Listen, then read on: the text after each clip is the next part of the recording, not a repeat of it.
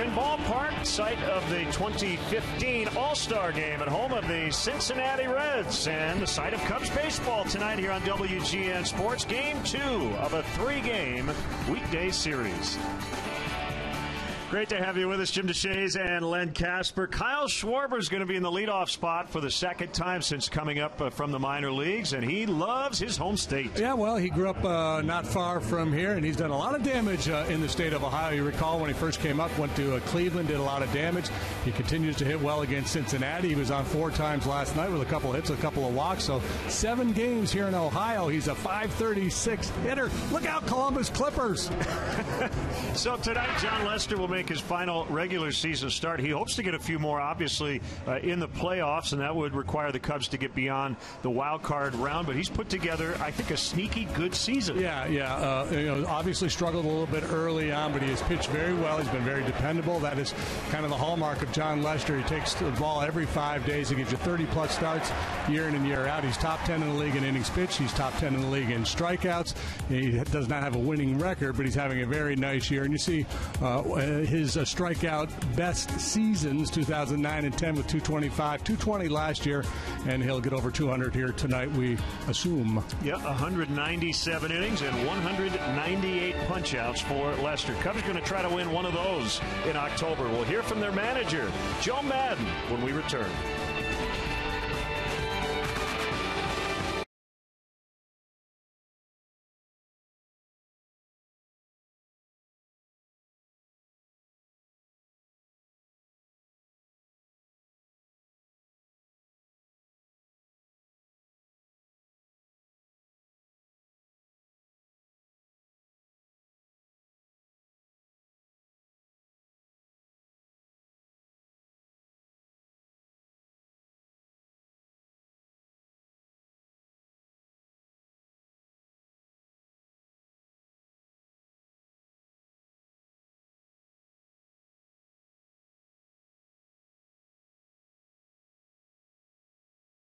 In his first full season, you still feel like you're cashing a lottery ticket there? Yeah, I mean, he's been outstanding. He's been as consistent from day one as anybody, I think. Coming out of camp, he had that little bit of a problem that we had to deal with early on. Then once he caught up.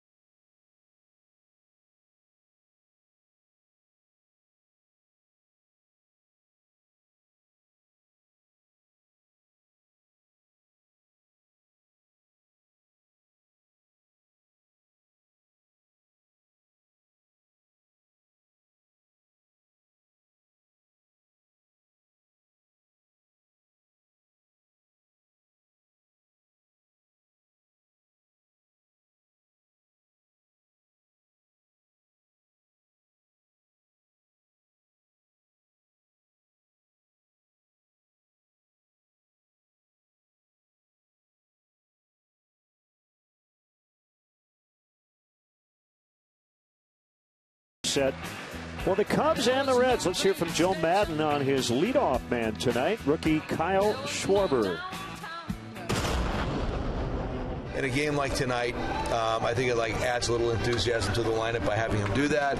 It definitely is going to add enthusiasm to his game, not like he needs it, but I think it's kind of an interesting concept. Is Dexter okay? Is it just? Yeah, he's going to play tomorrow. Yeah, I'm just trying to. Yeah. I think there was 5 guys that started last night that aren't starting today. That's kind of fun. Lester making his last start of the year. The moment that we first talked to you after you got him, you called it winning the baseball lottery. After looking at his first full season, you still feel like you're cashing a lottery ticket there? Yeah, I mean, he's been outstanding. He's been as consistent from day one as anybody, I think. Coming out of camp, he had that little bit of a problem that we had to deal with early on. Then once he caught up, he's been pretty much nails the whole way. Everybody's going to have a couple bad starts. Everybody is during the course of the year, but I think when you get to watch him, and if you're really paying attention. Consistency-wise, he's hard to beat. So we are set for the first pitch. Anthony DeSclafani, a right-hander, against John Lester, a lefty. And we will start the game here in a couple of minutes on WGN.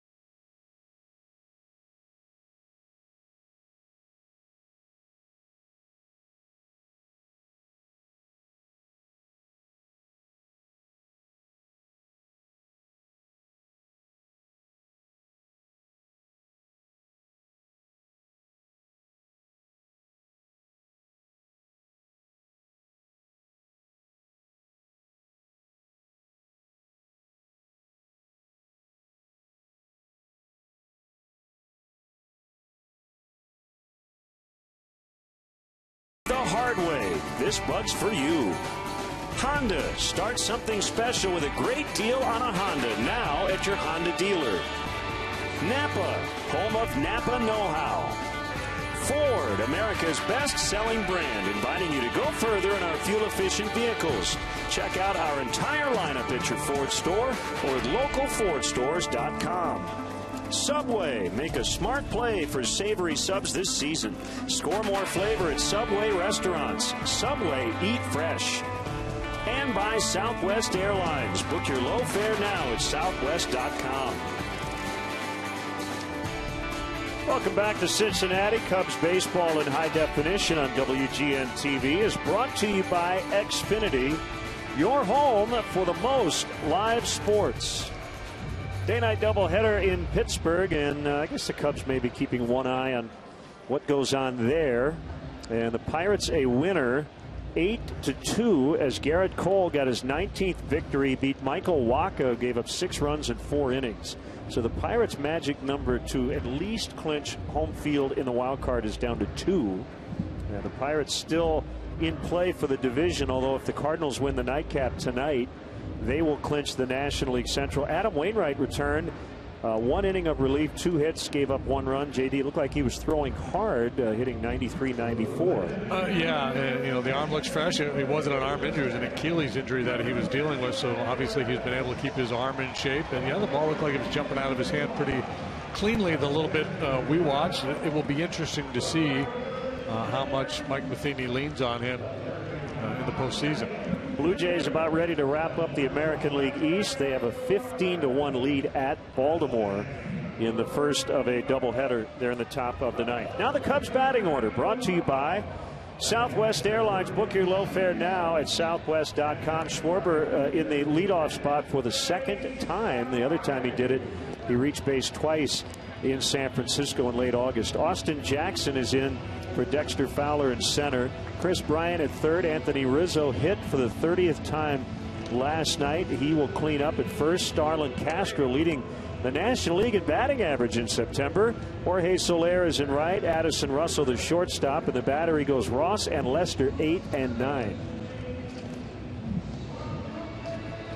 And we take a peek at the Reds defensively. A little different look here tonight. Jason Bourgeois will play in left field. Tyler Holt, center. Jay Bruce, you know him, he's out in right. DeJesus in for Todd Frazier. He was a late scratch at third base. Suarez and Phillips up the middle. Duvall will get the start at first base. Joey Votto with the night off. Brian Pena behind the plate, and rookie right-hander Anthony DeSclafani on for the Reds, making his 31st start, his 5th against the Cubs this year. And he's been good against the Cubs, 1-1 with a 1.88 ERA in his previous 4 starts. For the year, 9-12, an ERA of 3.91.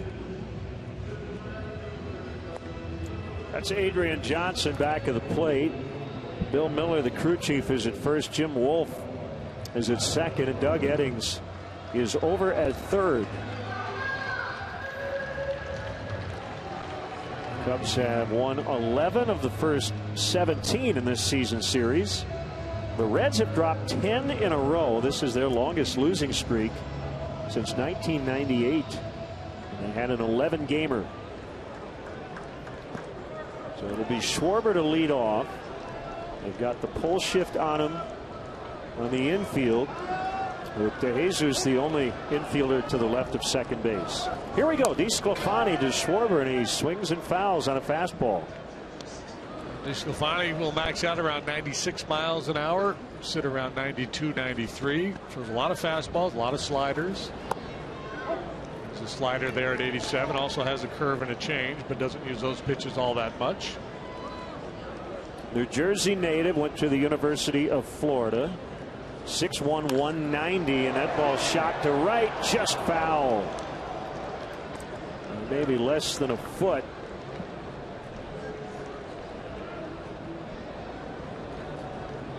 DeSclafani, drafted by Boston, 2008, 22nd round out of high school, did not sign. Blue Jays took him in the 6th round in 2011. He got traded to Miami.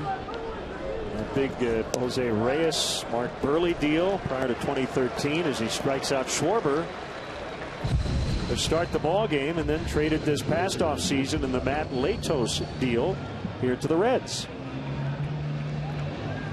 Part of this all rookie rotation that the Reds have featured since the end of July. But he's been in it all year long. He leads their club with 31 starts now. And he has made more major league starts than the rest of their current rookie rotation combined. Strike called on Austin Jackson.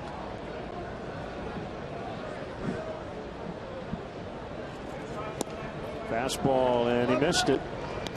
Jackson made an error in the bottom of the 9th last night on a ball that he lost in the lights. It was a 3-base error. It led to an unearned run. The only run the Cubs have allowed the last 3 games, as he strikes out. Well, DeSclafani firing bullets here early on. Good, real good action on that slider. Late downward tilt.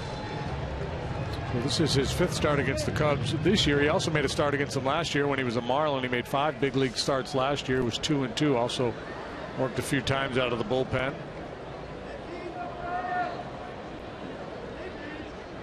Now Chris Bryant 1 for 5 in the opener. Playing his main position tonight, third. His manager has talked about his willingness to play other spots defensively. And I liked how he put it. He said Chris is not afraid to embarrass himself. There are certain players who won't play or don't want to play certain positions because they're not comfortable there. But he said Chris is all about winning. It's not about him. Yeah, and he's got that, well, whatever you need, I'll try it. I mean, there may come a point where he says, you know what, Skip, I really don't feel comfortable at position X, Y, or Z. But so far, he's like, you know, at first base, he looked a little uncomfortable, but everywhere else he's been on the diamond, he's looked fine. Joe thinks he could handle himself at shortstop. Here comes a 1-2, and it just missed. Chris may have gotten a break.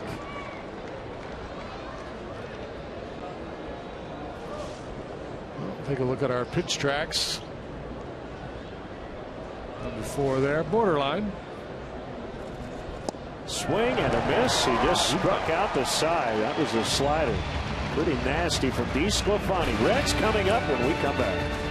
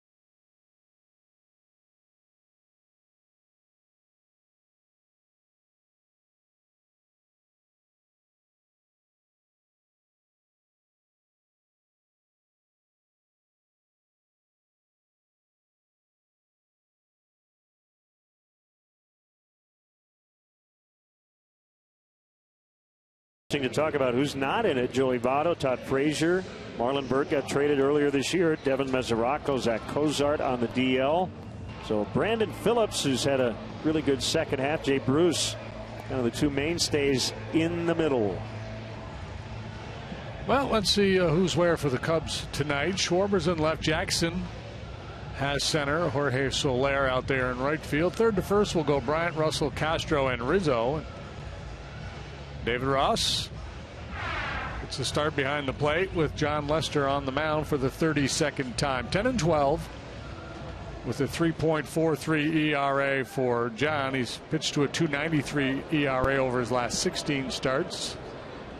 Very good last time out, but he suffered a loss. Got beat 3-2 by the Pirates. Allowed just 2 runs on 5 hits in 7 innings. Outside ball 1. Bourgeois playing left tonight. 1 for 4 with a run in the opener. Corner men are in. 2-0. Yeah, bunt's always in play with Bourgeois. Less so now probably on 2-0. But you still have to respect his speed. Though, as I mentioned, Lester last time out 7 innings, 2 runs allowed. That was the 15th time this year he's pitched at least 7 innings and allowed 2 runs or fewer. Jonathan Tyler Lester, 6'4", 240.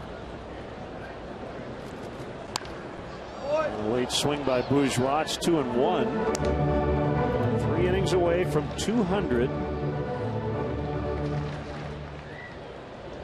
2 strikeouts from 200.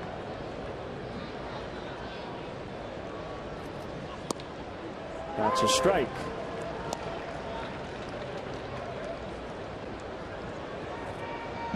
20 quality starts. One of 4 National League left-handed starters with at least that many. Kershaw, Bumgarner, Liriano, the other 3, as he comes all the way back and strikes out Bourgeois. Number 199 on the year. First guy to put it in play gets a prize. 4 batters, 4 punch outs so far.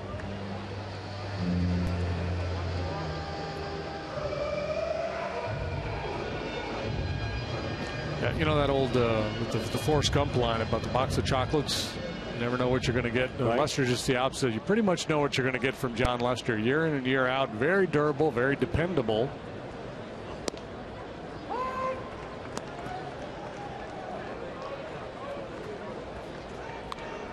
And very successful. 126 wins, 79 losses in his career, 3.56 lifetime ERA. Tyler Holt in his Reds debut with a bloop single. Just got claimed on waivers from Cleveland on Sunday and in the lineup tonight. And the 26-year-old is on base. He went 2 for 20 with the Indians this season. He's playing center tonight.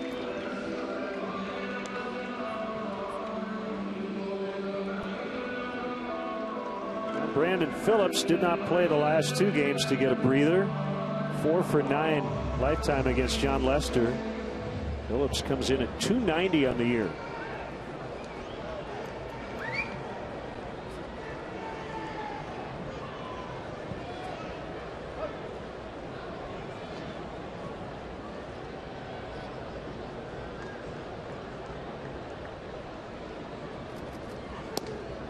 Ball 1.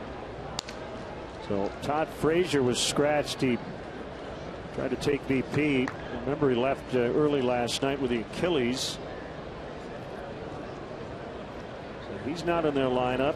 Joey Votto getting a night off.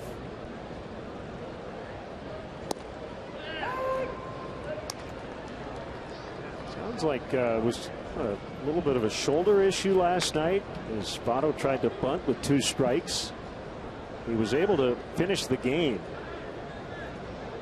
And his manager is going to give him a day today.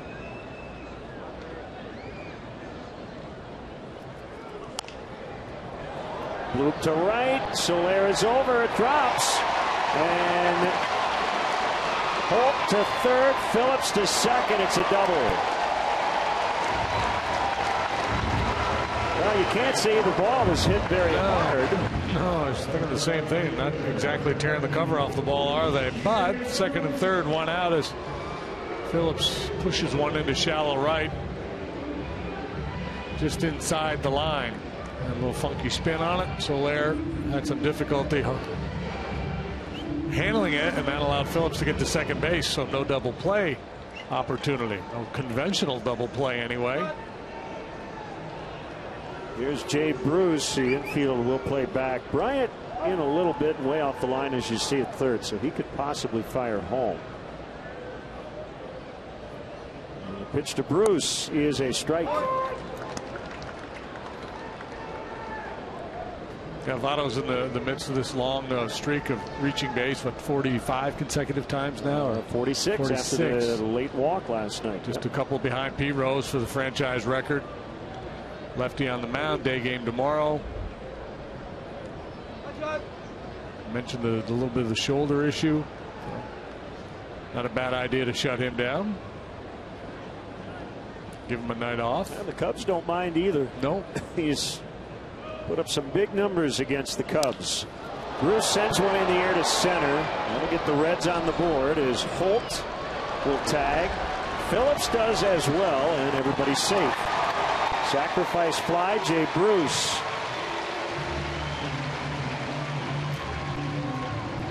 RBI number 85.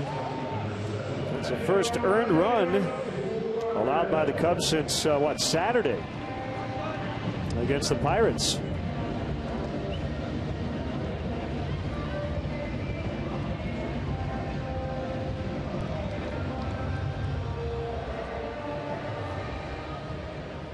Two outs, runner at third, and it'll bring up Eugenio Suarez.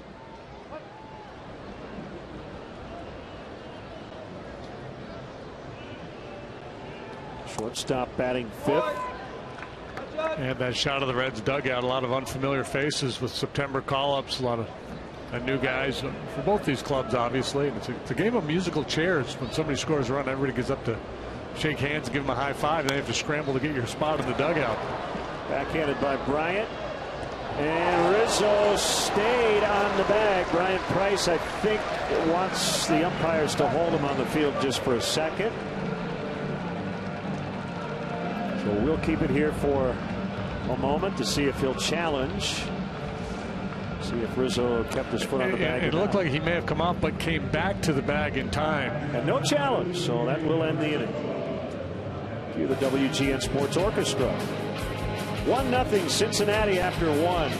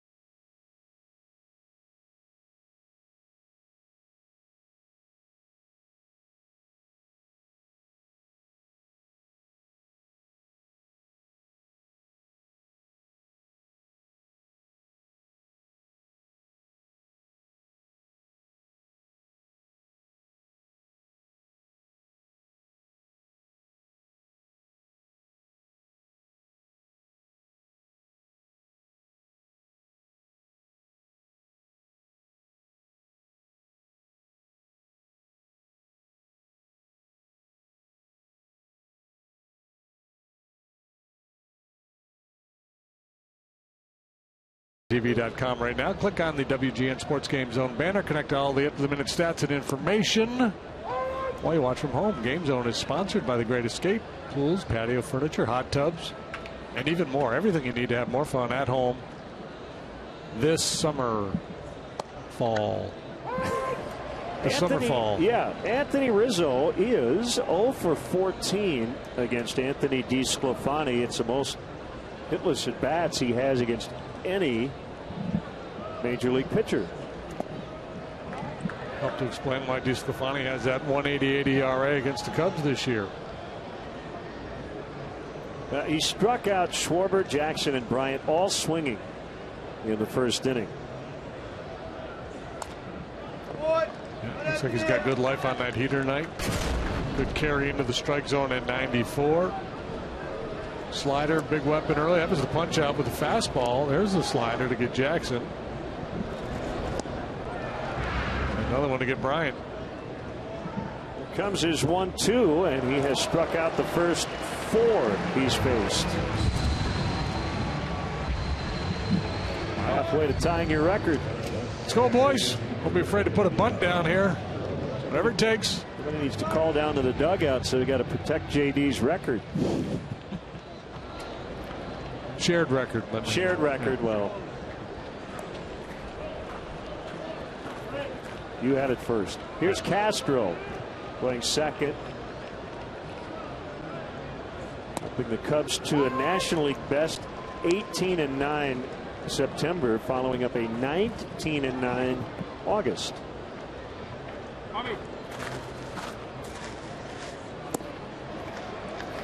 0-2. Yikes, this guy. 19 pitches. 14 strikes. Quality strikes. Comes another slider. Well, Castro puts it in play, and he's out. Nice pick and throw by DeJesus. That's good to use the blue ink for the first time.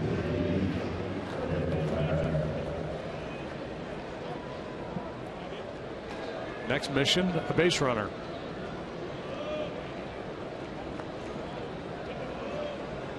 Gonna pop some champagne later.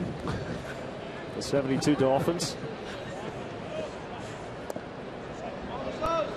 1-0 on Jorge Soler in this ballpark. He homered in his first career plate appearance off Matt Latos, August 27th of 2014. 1-1.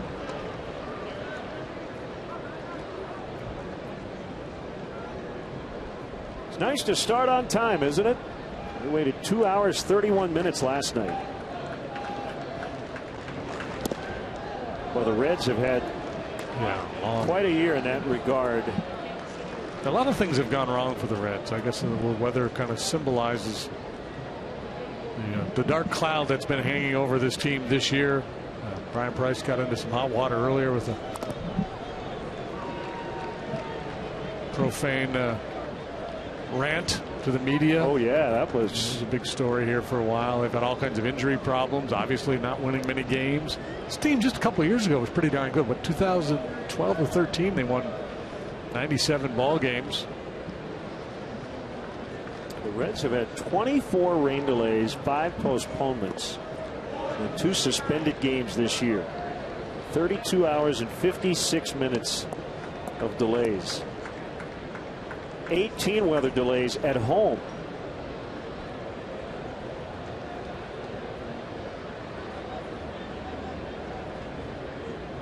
Three-two, swung on and missed. Guess what? Another slider. 6 batters faced, 5 strikeouts for DeSclafani.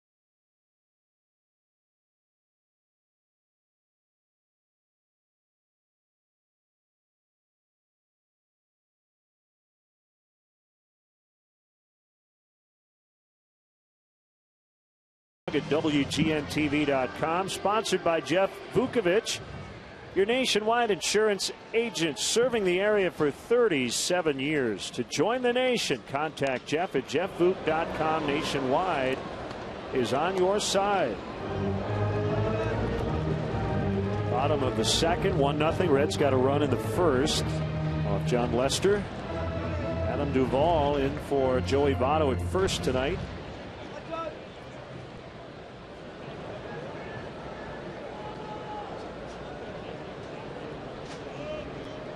Lester into his motion, and the 0-1 has popped up. Rizzo foul ground, the sliding grab. Rizzo flashing some leather, that real nice stretch to end the bottom of the first, and now quick reaction, a nice plan, a little foul pop by Duvall. Well, he's very flexible, very agile for a big man.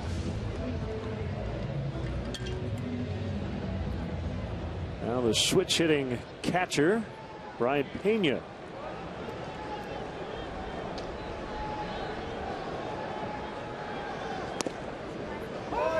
Fastball in for a strike.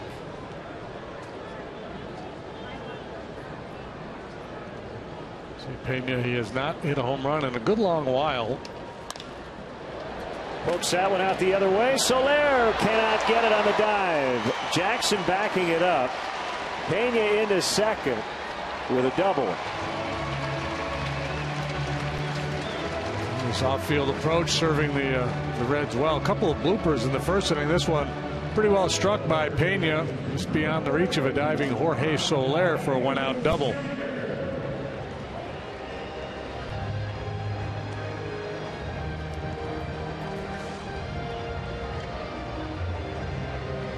Von de Jesus Jr.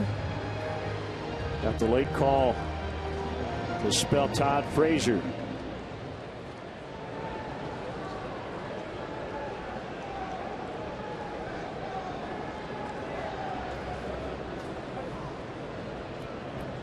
So for Lester, the earliest he can pitch again would be a week from tonight in the wild card game, potentially in relief. So in our hypothetical world, Jake Arrieta beats the Pirates. Lester would go probably game one of the division series. So the next time he pitches in anger, it's going to be a while. Yeah, and he hopes that division series starts on the Friday, right? I believe so. Yeah, a week from Friday. Over a week. You know, John is not thinking this is his final outing of the year for sure. 2 balls and a strike. And I do think he will be on the wild card game roster, because you have to have a just in case starter in reserve. I think that's the debate Joe's having. I think whether to put 9 or 10 pitchers on that roster for that play-in game. I would think Lester would, aside from Arrieta, those he would be the only other starter on the roster for that game. Everybody else would be bullpen guys.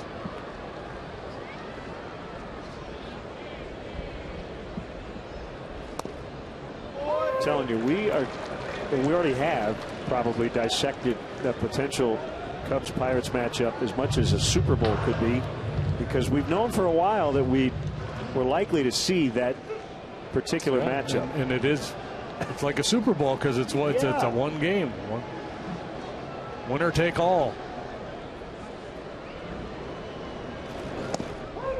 Called strike 3. So De Jesus is out, and that'll bring up the pitcher DeSclafani. The most most popular way to follow the Cubs' push to the postseason is with MLB.com at bat, the #1 app for live baseball. Enjoy live look-ins, highlights, replay reviews, scores, StatCast, live radio broadcasts, and more. Get MLB.com at bat. Get it now. So while we seem to be over-analyzing the one game coming up a week from tonight. Joe Madden has talked about his coaching staff, his team going in the other direction. So number one, we're going to play these guys 19 times. We already played them 19 times. We know our opponent intimately. They know us. I think he really wants his guys to treat next Wednesday like it's just any other game, even though we know it's not. Right, and that, you don't want to change the vibe, right? He's been relaxed all year long. He's got all these young guys that they keep talking about. What's the line they use? Play stupid, stay stupid, kind of in the moment. Don't think big picture. So the last thing you want to do is all of a sudden put all this importance on one game. Everybody clearly knows how important it is, but you don't change the program. You don't have additional meetings. You don't, all of a sudden show up at the ballpark 4 hours earlier than you normally would.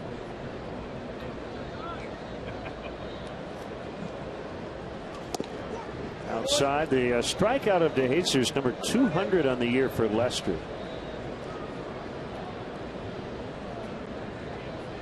So he's now 2 away from tying Ken Holtzman's club record by a left-handed pitcher set back in 1970. Bounce to third. Bryant will make the play. And Strampania at second. After 2, it's 1-0 Cincinnati.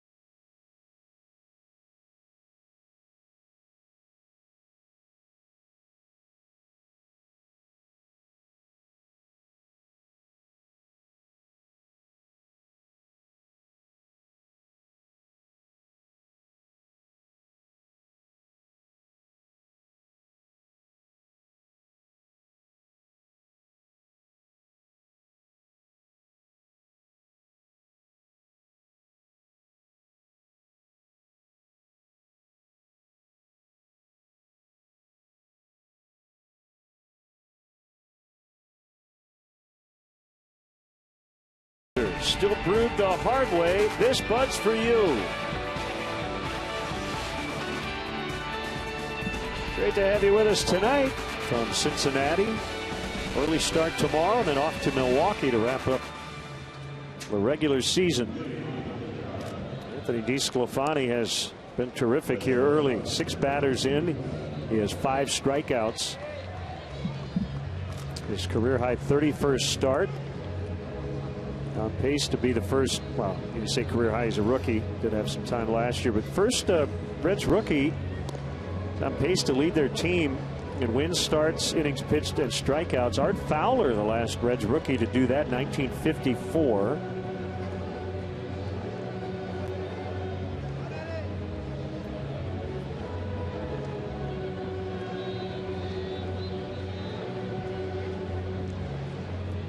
He'll face Addison Russell. Ross and Lester to follow.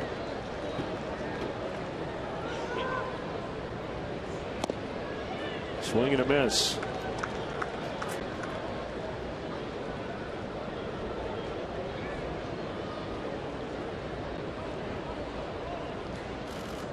Blue Jays beat the Orioles to clinch the American League East 15-2 the final. The only problem there is they've got to play another game. It's a doubleheader. Hey, kid.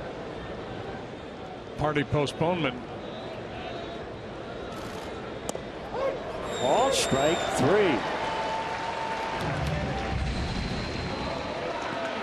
Well, that time he went with a curveball and absolutely jelly-legged Addison Russell. Watch Russell's knees wobble as that curveball breaks over the inside part of the plate for strike 3.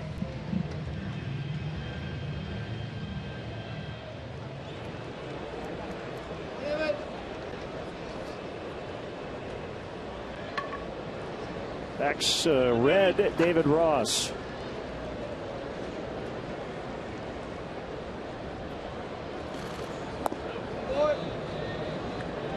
Low for ball 1. Dodgers clinched the West last night. Clayton Kershaw with a 1-hit complete game shutout on 13 strikeouts. Yeah, I watched a little bit of that one. His stuff was electric. That curveball was, whew. I mean, it's Clayton Kershaw. Obviously, we know he's got really good stuff, but it was off the charts good last night. The 3rd consecutive division title, first time in Dodger history. They've been in the postseason 3 consecutive years. Cardinals with an early 2-0 lead, game 2 in Pittsburgh. If they win that game, they clinch the Central. As Ross flies to Holt. Meet your favorite Cub players and alumni at the 2016 Cubs Convention, which will take place January 15th through the 17th at the Sheraton Chicago Hotel and Towers. Hotel packages and weekend passes are on sale now. Visit Cubs.com/convention to get your passes before they sell out. Strike 1 on Lester. 3 out of 59 on the year and 3 out of 95 in his career.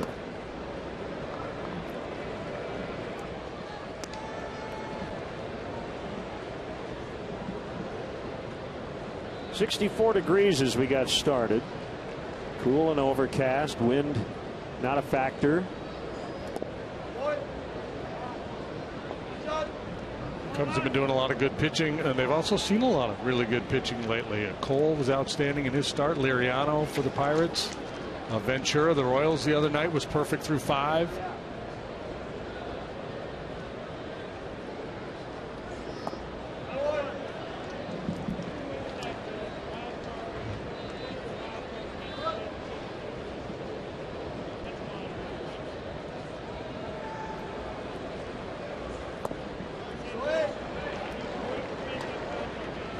About the toughest at bat a Cubs hitter has given DeSclafani. First time through the order. 3-2.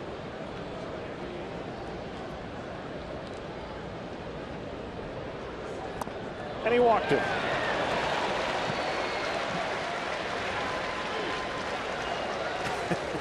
Concentration, right? The brain gets in the way of the body. 2 outs, nobody on. Opposing pitcher up there with a 0.27 or whatever his lifetime average is. You think, oh, I'm in the dugout. Mentally, you put yourself back in the dugout, inning over, and all of a sudden you can't find the strike zone. Yeah. Still shaking his head.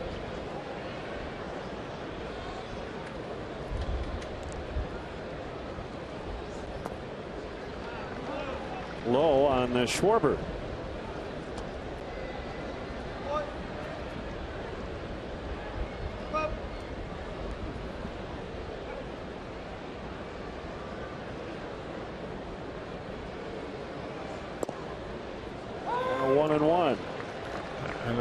DeSclafani actually a little bit below average in terms of his strikeout rate. So a little bit of a surprise what he's done so far here tonight. Of course, the Cubs strike out more than anybody else. And he has really good stuff. I suspect as he matures, he'll become more of a strikeout pitcher. 1-2. A lot of Cub fans in the ballpark. One of those fans, Edie Mefford, celebrating her 87th birthday tonight.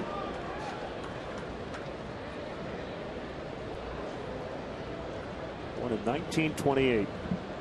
Celebrated outside the ballpark in 1945 when the Cubs were in the World Series.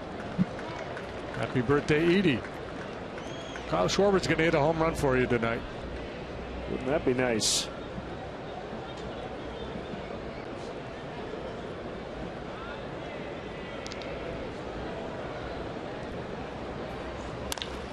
On the ground and a base hit. The first one for the Cubs. Now Schwarber's lost some points on his batting average to the shift. Three-man shift on the right side. He's hit a lot of hard balls into outs. This time he was able to squeak one through. That's tougher to do when one of the principals out there is Brandon Phillips.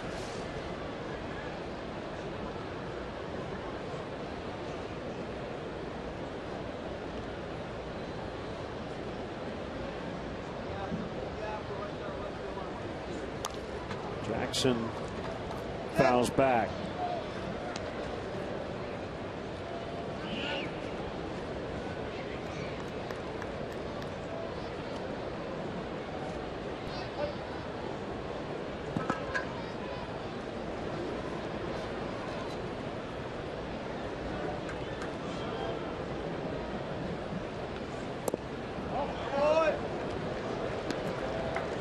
Now 1-1.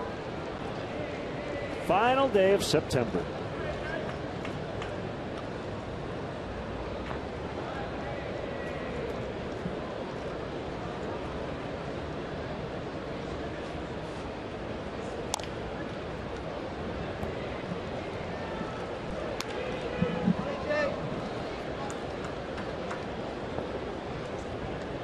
There's Bryant on deck. DeSclafani got Russell and Ross the first two outs, and he walked the pitcher Lester. Schwarber followed that up with a base hit. 1-2 on Jackson. It's a big sin. 2-out walk, especially to the opposing pitcher. You want to make him pay for that sin.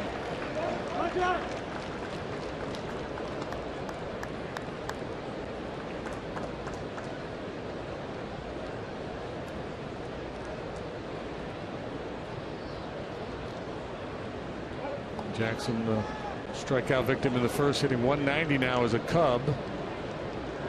272 when with the Mariners.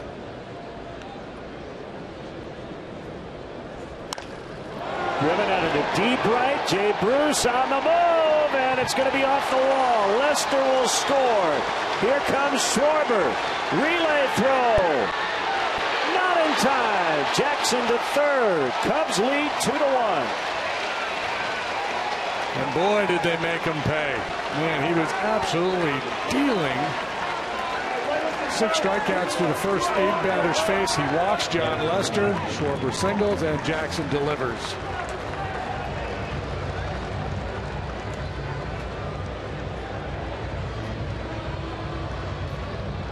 He'll get a double and goes to third on the throw to the plate.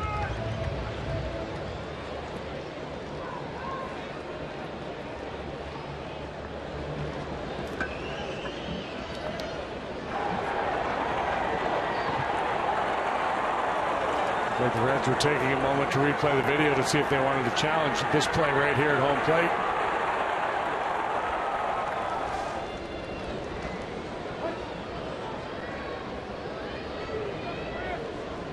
Chris Bryant.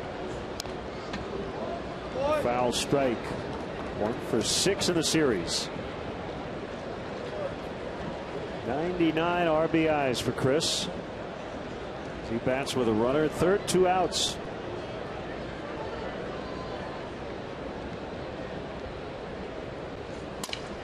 Breaks his bat as he sends one out in the center. It'll be Holt to make the catch, and that'll end the inning. But yep, that 2-out walk to the pitcher set it up. Schwarber single, Jackson knocked in 2, and the Cubs lead by a run.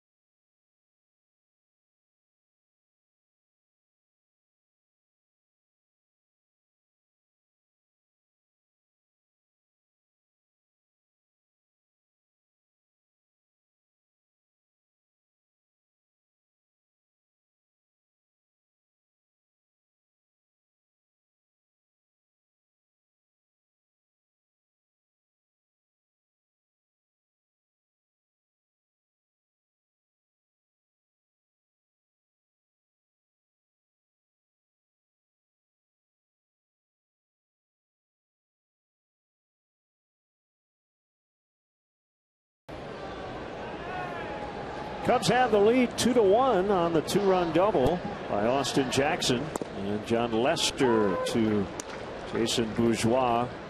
Strike called. Cardinals now lead 6-0 in Pittsburgh. Big blow in game 1. The Pirates a winner. A Francisco Cervelli grand slam. Jason Hayward has hit one for St. Louis in the 3rd inning. So they seem to be on their way to clinching the division in what would be their 100th win of the year. But still pretty early there. 1-1 on the way. Swung on and missed. 1-2.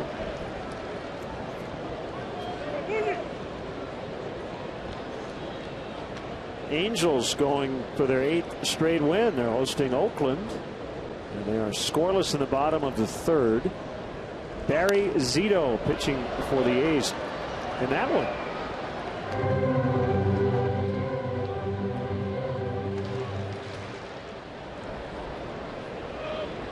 Angels have jumped ahead of the Astros in the race for the 2nd wild card in the American League.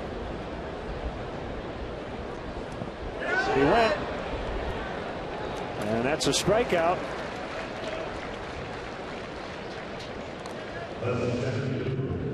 I get into the holiday spirit a little early and support Cubs charities by being part of our holiday tradition. Purchase your limited edition Chicago Cubs home and away Christopher Radko glass ornaments. Cost $60. All proceeds will benefit Cubs charities. Visit cubs.com/ornament for more information. Holt with a single and a run in his first plate appearance as a Cincinnati Red. So you look at the lineup. If you're John Lester, you come and you see the initial lineup, you see Novato, you go, well, that's good news. And then the late scratch right before the game, Todd Frazier gone, you say that's good news. 2 very dangerous bats out of the lineup, but sometimes it could be a little troublesome. You got so many guys you don't know that much about. Skip to Castro, and he makes a play.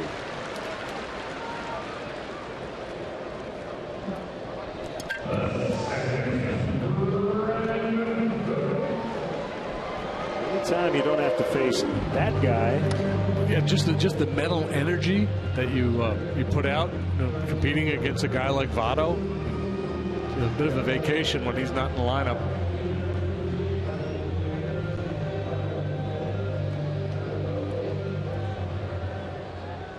Phillips with a double in the first. So now 5 for 10 against Lester.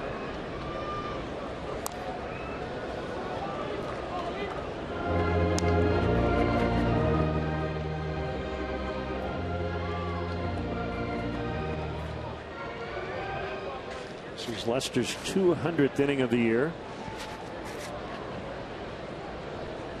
The 4th consecutive season and his 7th overall 200 inning campaign. Swing and a miss on a curve. Had double-digit win seasons for John in 8 of his last 9.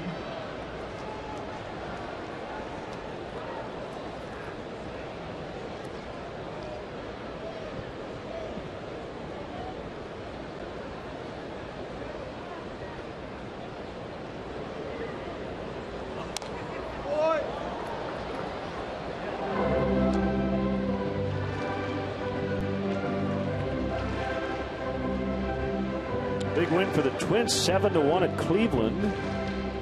First of a doubleheader. So that gets Minnesota within a game of the Angels in the wild card race. Back to Lester. And he'll underhand to Rizzo. 2-1 Cubs after 3.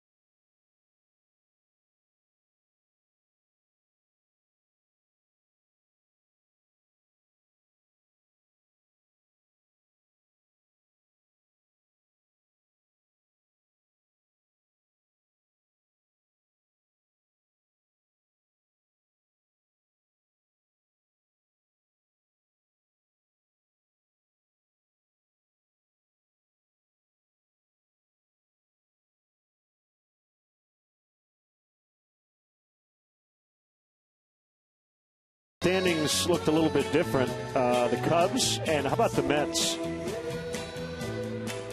We saw the Mets probably at their low point, right? End of June, early July. They looked dead in the water. Yeah, the American League, the National League East champs. Boy, and they're built for a postseason run with that starting pitching.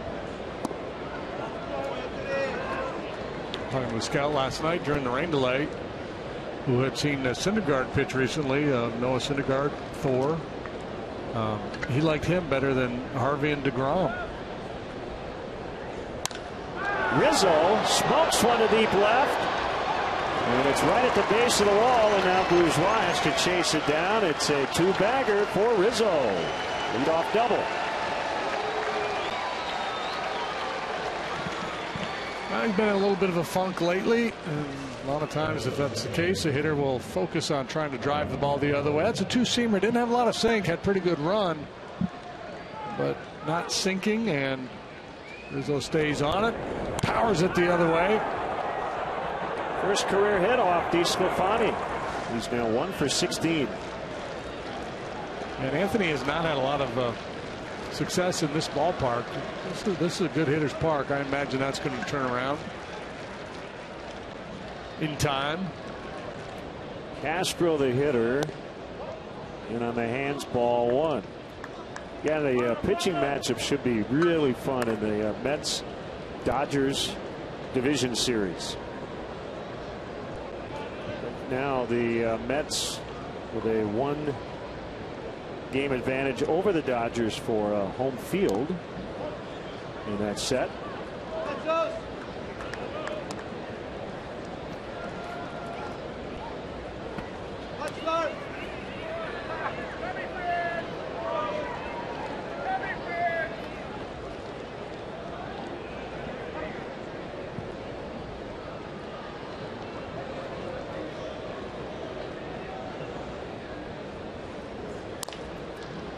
Rizzo's got to retreat to second, and wow, how about that? Suarez got deked by Rizzo, and he doesn't get anybody out. I don't know if I've ever quite seen a play develop like that. Yeah, well, it looked like Anthony was going to try to cheat and steal third base as he made the throw, or excuse me, as Suarez made the throw across the diamond. But basically, he's able to scramble back. And Suarez, why didn't he throw it to Phillips? Yeah, he's either got to flip it to Phillips or throw it to first base. But Anthony made him think, and you know what Crash Davis would say, don't think, you can only hurt the ball club. They're calling that a hit? That's where the pitchers union really has to rise up. Doesn't that seem like the classic fielder's choice? Oh well, we'll take it.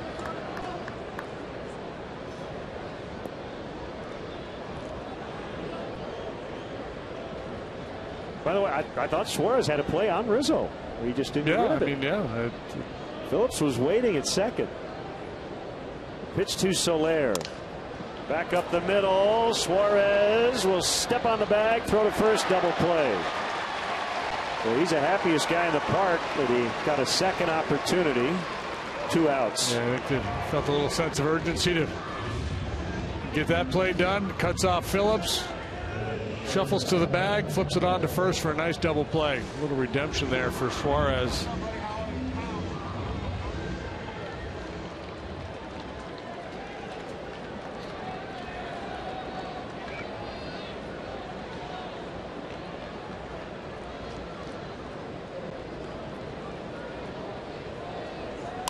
Russell, base hit. Rizzo's in, 3-1. That's a big 2-out knock after the double play threatened to clean up the inning. Addison Russell, first pitch swinging. Fortunes for DeSclafani have really turned here. Looked like he was going to pitch a dominant shutdown game the way he started. Cubs have gotten to him for 3 runs now in the last 2 innings.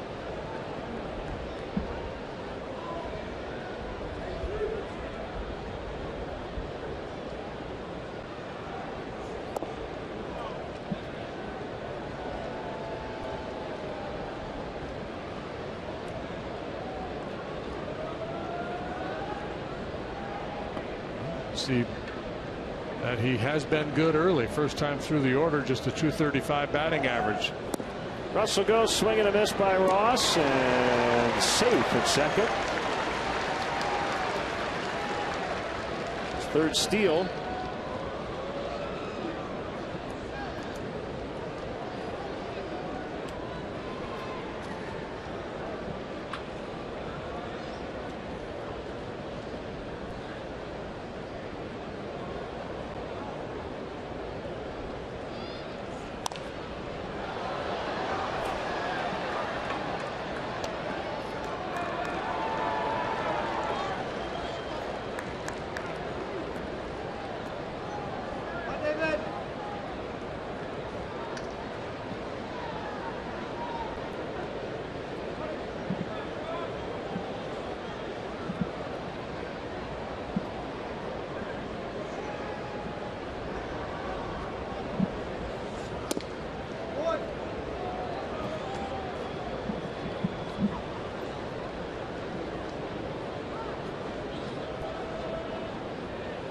Five hits for the Cubs, 3 for the Reds.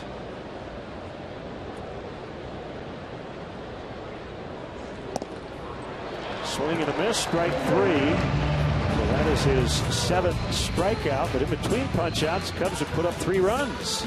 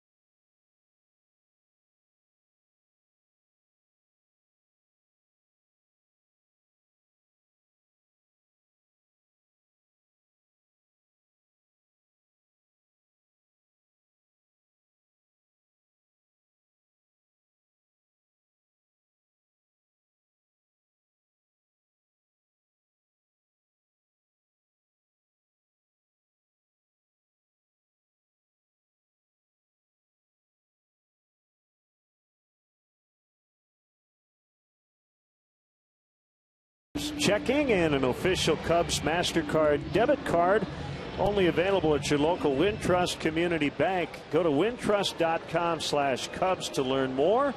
Member FDIC. John Lester with a 3-1 lead. He pitches here in the 4th inning. Jay Bruce rolls one to a backhanding Anthony Rizzo.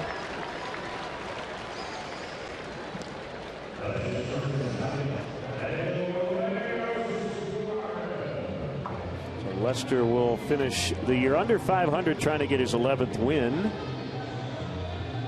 against 12 defeats.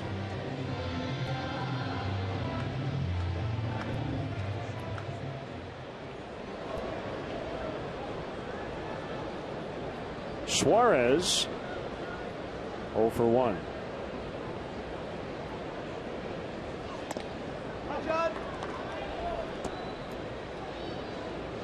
Tweet us your Cubs selfies. The hashtag on Twitter is WGN Cubs. We may use it in our upcoming fan cam segment featuring some Ohio-centric tunes tonight. Oh, and September.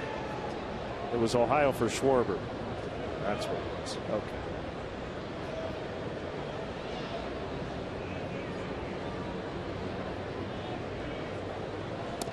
There was a really popular song about spending September in Ohio, and we'd be all over it. Yeah. We're going to have a little Earth, Wind, and Fire, right? Uh-huh.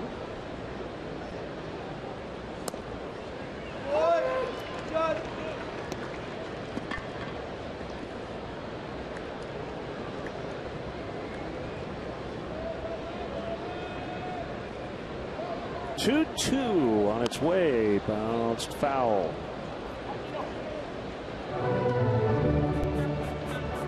There you go. Break out the dancing shoes.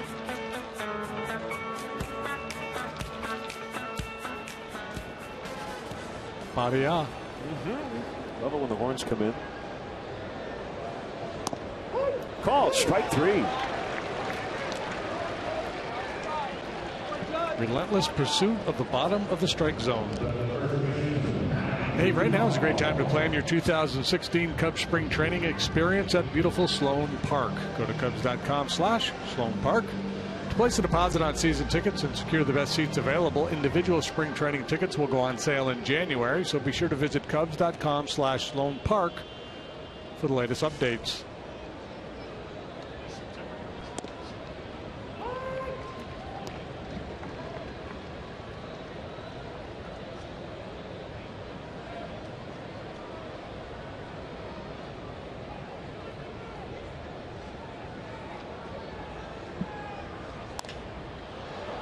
Duvall in the air out into pretty deep left center, but very playable, and it's caught by Kyle Schwarber.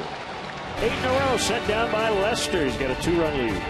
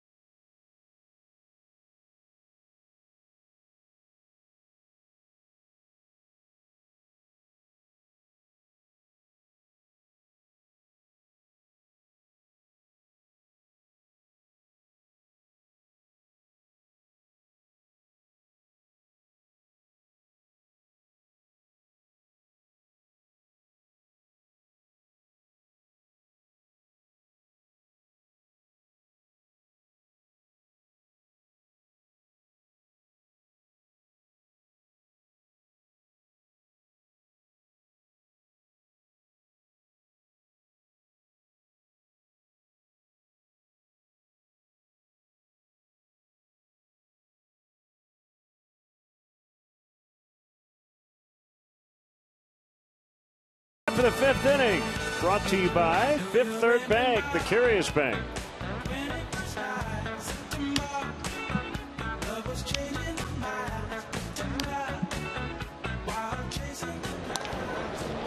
John Lester with a base hit. His first career hit against somebody other than the Cardinals, right? At 3 versus St. Louis. Tenorfia asking for the helmet rub. John complied. Well, DeSclafani walked him last time. He came around to score. Now it's a leadoff knock.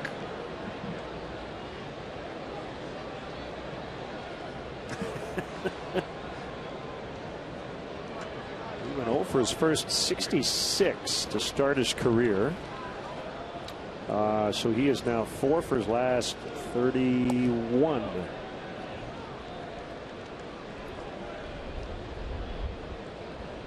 One and 0 on Schwarber. These two guys hooked up to keep that third inning alive for Austin Jackson, who doubled them both in. And that gave the Cubs the lead. This gets by, and Lester will head to second.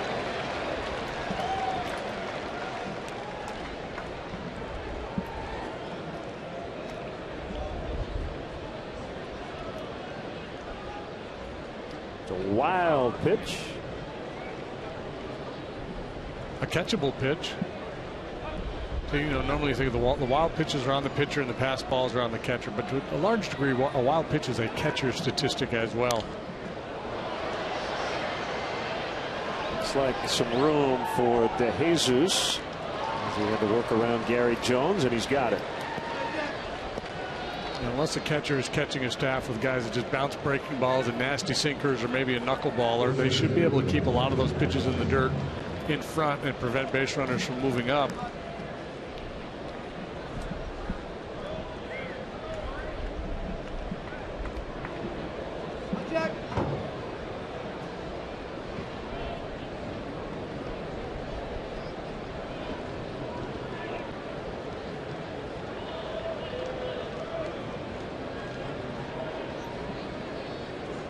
Jackson with an aggressive swing, and he missed it.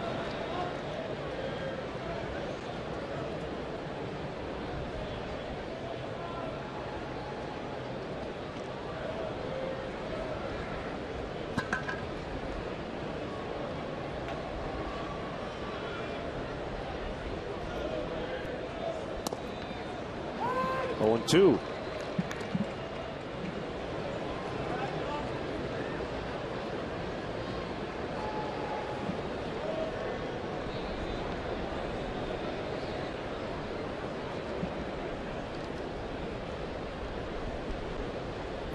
DeSclafani from New Jersey went to Colts Neck High School. One knocked down, and Lester takes third. Play the game. He's playing the whole game. He's dashing around out there like Kenny Lofton or something. Well, that was clearly on DeSclafani. This breaking ball way out in front of home plate. In the right-handed batter's box, or excuse me, left-handed batter's box. Shuffle, shuffle, secondary, eyes on the ball, ball in the dirt, I'm off. Little pop-up slide. Having some fun at the yard, playing the game, being an athlete. Infield in, a late swing by Jackson, and that ball fouled out of play.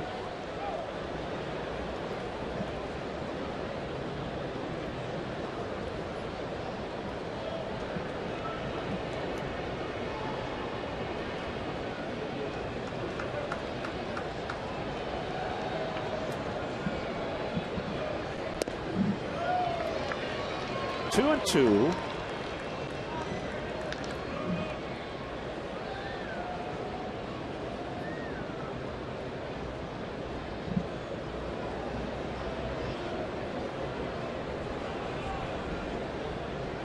Field in about halfway with a pitcher at third, and Jackson's going to drive him in. That ball gets down.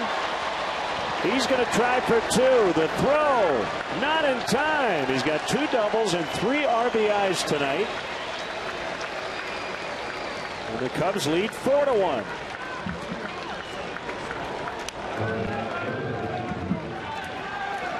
And high fives and fist bumps for John Lester, who has scored his second run of the night. And was able to just jog in easily after this 2-base hit by Jackson.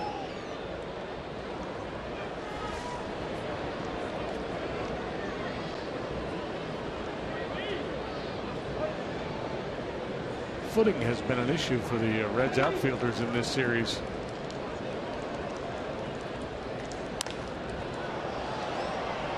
Lester scoring his 5th and 6th runs of the year.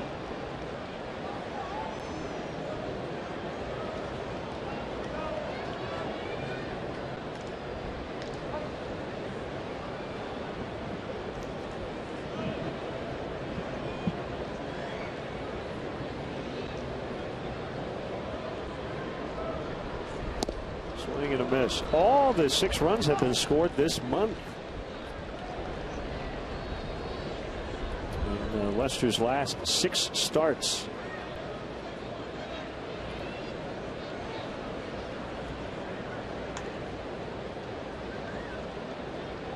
Making a push for the offensive pitcher of the month for September. The OPOM.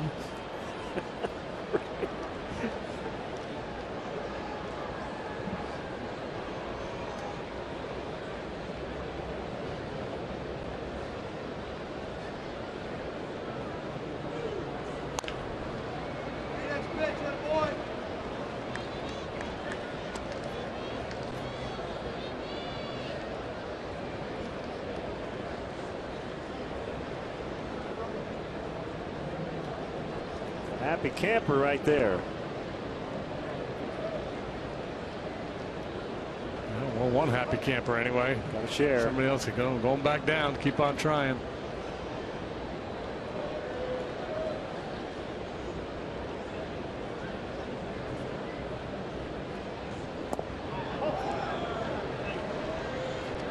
Count even 2-2 on Chris Bryant, thanks to Randy Wayhofer, the fine Iowa Cubs broadcaster, for his leadoff man piece on the Iowa Cubs. We got contributions from a bunch of guys on this current big league roster. Bryant was there to start the season. Kyle Schwarber actually came to the big leagues from Double-A and then went back to Triple-A for a bit. Javier Baez spent the entire year with Iowa before being a September call-up. Addison Russell.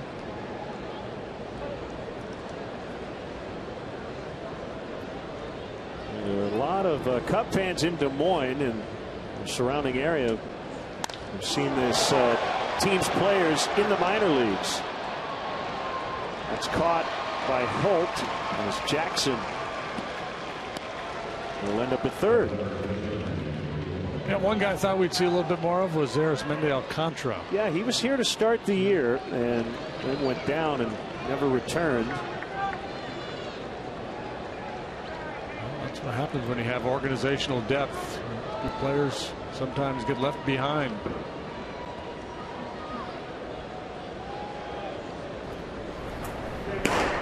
Speaking of the Iowa Cubs, Marty Peavy has joined the Cubs, the manager at Iowa. Yeah, always good to see Marty. Led his team to 80 wins.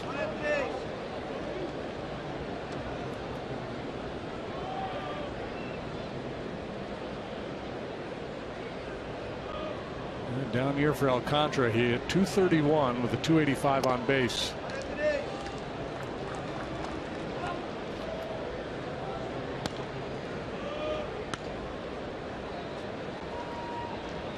Struck out 125 times in 454 at-bats.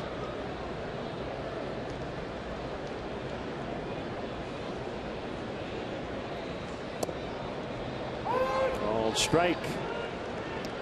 DeSclafani not wanting to give in on 2-0. Tight little slider down around the knees. Rizzo with an off-field double last time.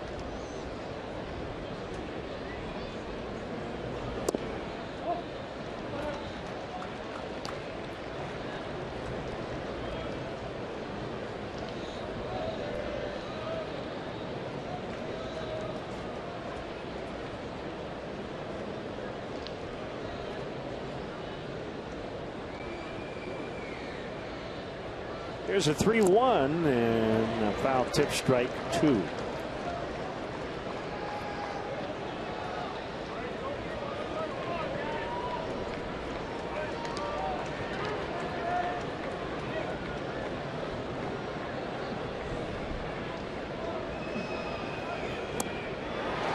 and a miss for strike 3. Cubs add on to their lead. And a good night for Jackson. 4-1.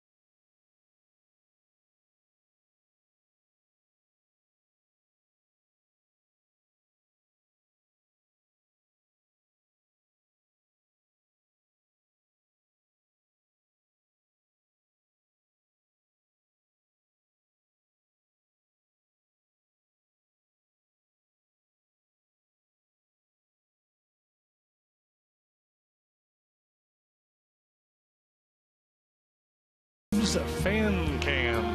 Do you remember how we danced that night away?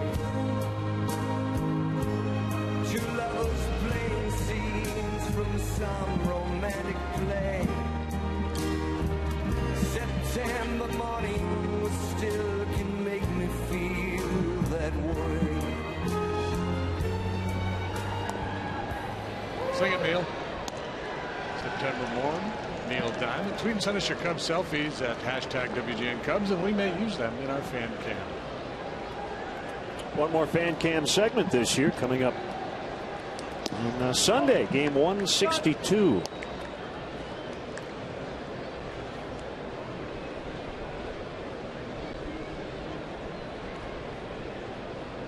Lester to Pena, 1 ball, 1 strike.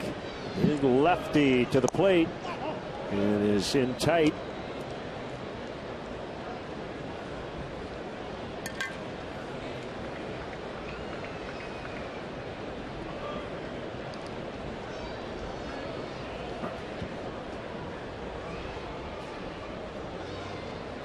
Here's a pitch, swing and a miss. It's 2-2. I mentioned first time Pena's up that it's been a good long while since he's hit a home run. July 18th of last year, he had 2 home runs at Yankee Stadium. He's not gone deep since then. 481 at bats. Diving stop, Castro from his knees. He got him. Oh, what a play. And Brian Pena just pointed at Castro and gave him a little ovation. Even he had to appreciate that.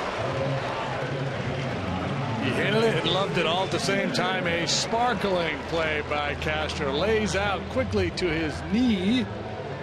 And Pena doesn't run particularly well, so that helps. But beautiful play by Castro. And then Pena. Way to go. Nice play.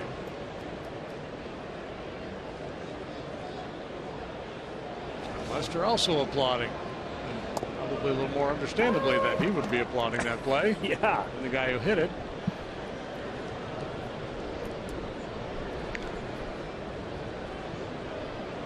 One strike on De Jesus.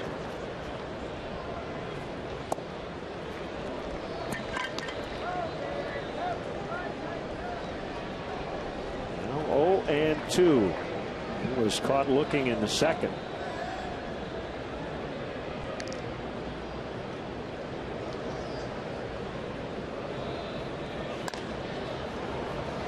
Foul ball and no play for Soler.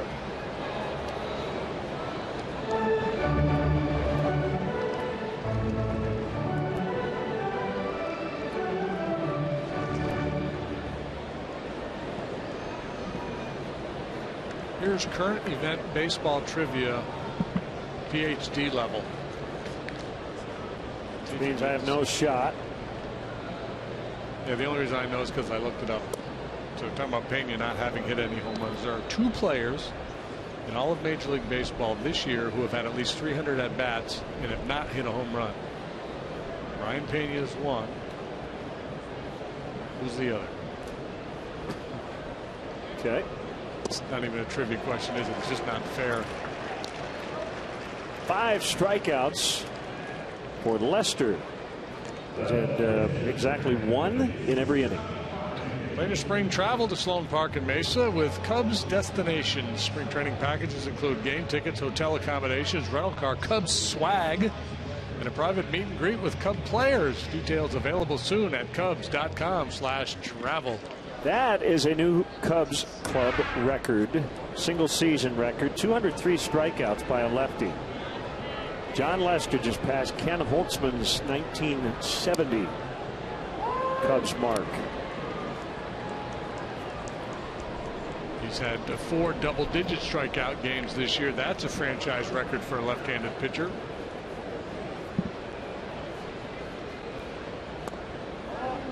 So the curve a little more often here. And it's 1-1 on DeSclafani.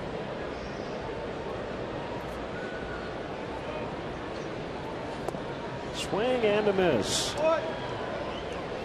1-2. What league? Both. He's played with both leagues. Okay. Currently a National Leaguer. Okay. We saw him earlier this year. Okay. All right. I'm going to have to verify all these facts. I don't want to be taking you down a wrong road.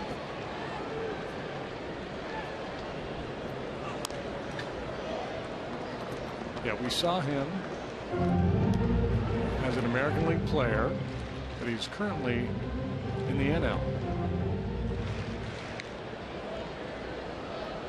He's never been a power guy. He's a speed guy. Okay. It's 3 down. Let's go to Orson Dean. Well, he would have been in the American League Central then. Good. Here's your context clues. Let's see.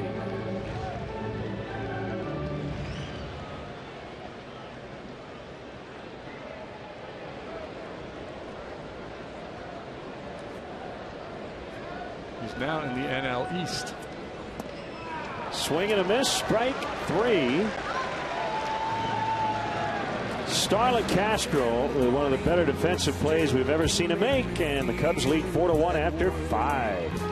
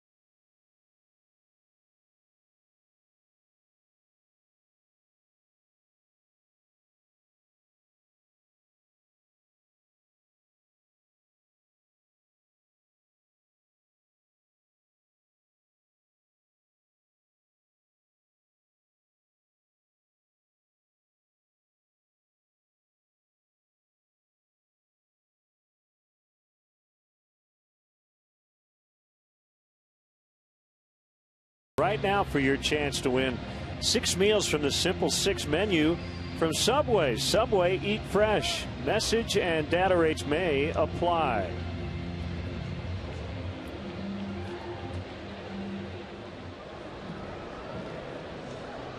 Here is Starlin Castro. It's not Casey McGee. It is not Casey McGee. I know that because we didn't see him in the American League Central. That ball driven out into deep left center. Gone! Starlin Castro with that great defensive gem, and he follows it up with a line shot home run. 5-1 Cubs. Well, he continues this remarkable resurgence we have seen since he lost his everyday job. It's unbelievable the way he has responded.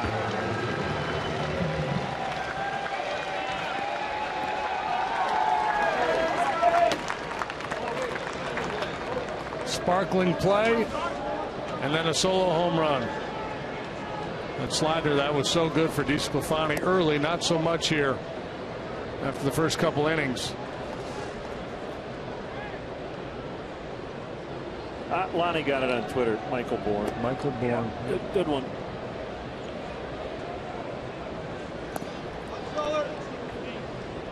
My next clue was going to be, if I give you enough clues, you'll know his identity.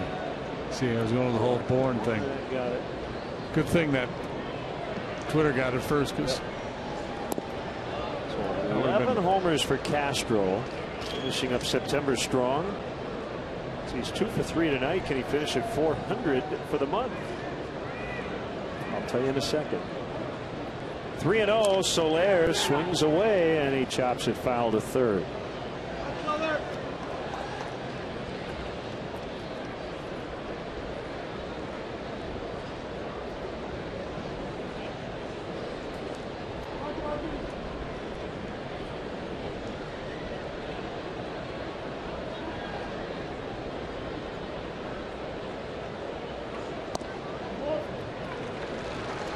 He walked him.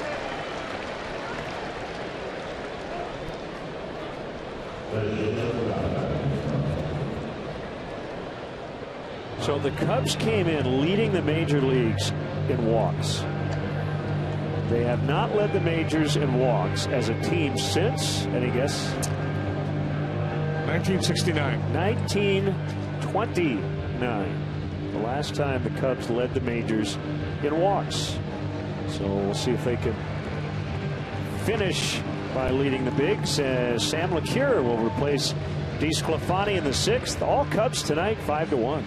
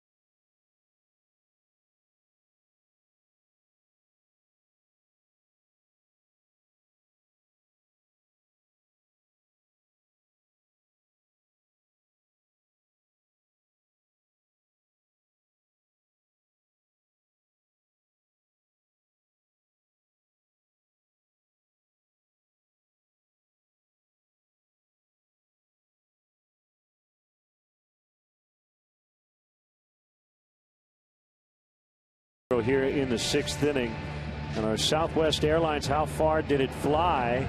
He didn't hit it that high on a line drive, 406 feet.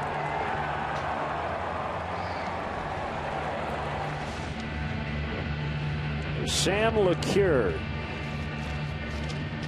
Sam, the veteran right-hander, 4-pitch mix. Not a hard thrower, good breaking stuff, usually very dependable in terms of keeping the ball down around the knees. A strike thrower. Spent a lot of time in the minor leagues this year. Just 16 games at the big league level and a .338 earned run average. Yeah, he came up in mid-August.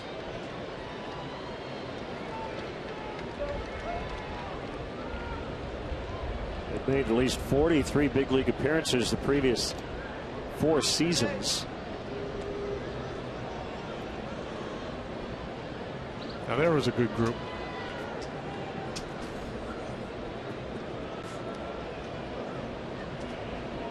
Four tops, 4 seasons. Core 4.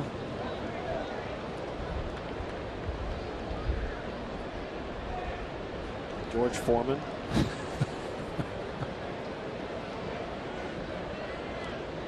One 1-0 on Russell. Soler the runner at first. Missed outside.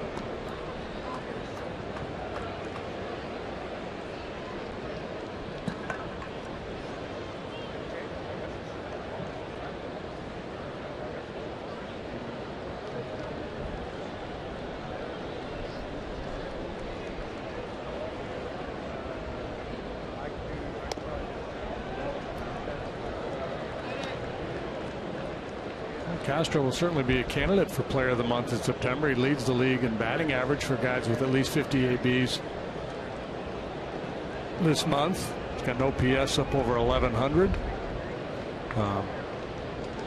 Harper's put up huge numbers again. Arenado's got big numbers, so probably won't get it, but deserves consideration.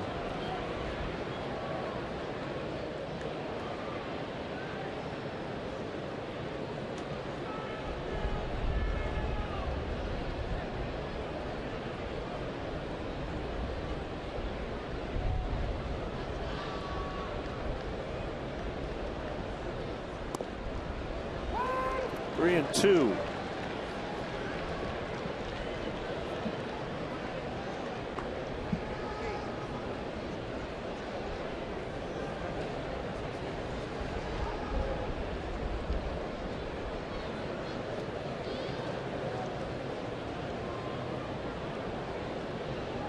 Cure has LaSign, and he's going to throw to first.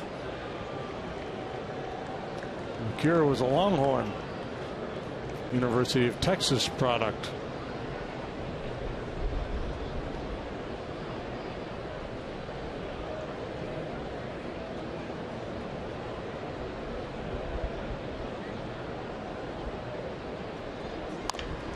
Bounce to third. And they can only get one. Phillips really could not get much mustard on that relay throw.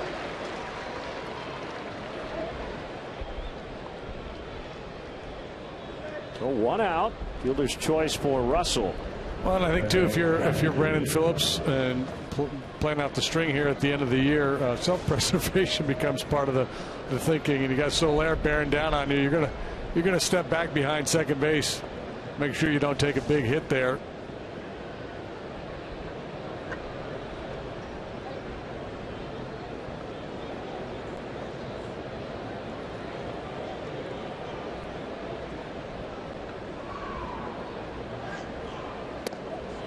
Out David Ross.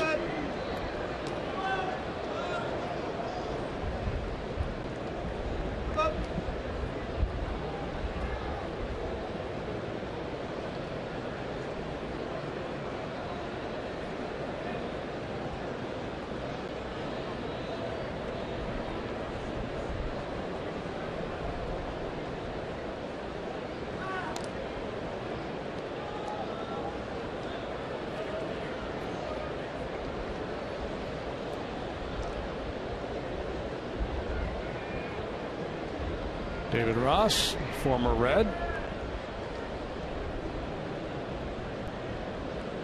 He was here in 06, 07, 08. Some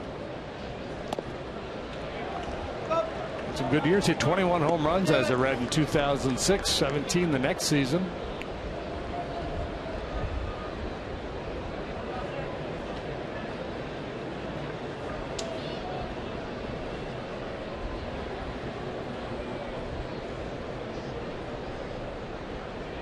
Ball holds on Russell. 1-1 on Ross. Swing and a miss. 1-2. Congrats to Don Orsillo. He has been officially hired for next season as a Padres broadcaster, do some TV and radio, and then after Dick Enberg retires following next year, he'll be the full-time partner of our good buddy Mark Grant, and longtime Red Sox TV play-by-play man. Mets and Phillies were going to play tomorrow night at 7:05. They moved that game to noon because they anticipate rain.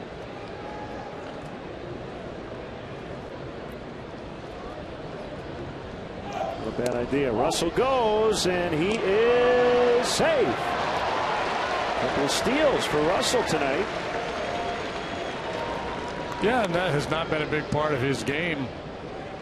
Pena really struggles throwing out base runners. He's thrown out only 14%.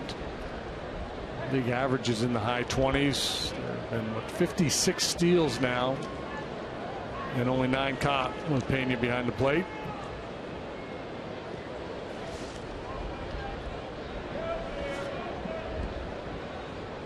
Blue Jays Orioles also will be moved up tomorrow. 7 o'clock to noon Eastern time. Ground ball to short. And Suarez doesn't even think about the runner at second this time and makes the play. It was a teaching moment, and he learned his lesson. Calling all Cubbies. The Chicago Cubs offer special programs designed just for your future Cub. From Kids Sundays at the ballpark to Clark's Crew, we have various ways to build lifelong Cub memories for your kids. Visit Cubs.com/kids to learn all about these exciting offerings.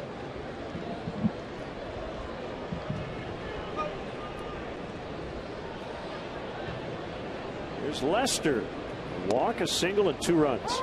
Okay, did you know this? Major League record has been set, or will be set this year, for 15 consecutive seasons without a repeat World Series champion. Previous record was 14 in a row, 1979 to 92, before the Blue Jays repeated. Well, I did not know that. Giants are out, so yeah.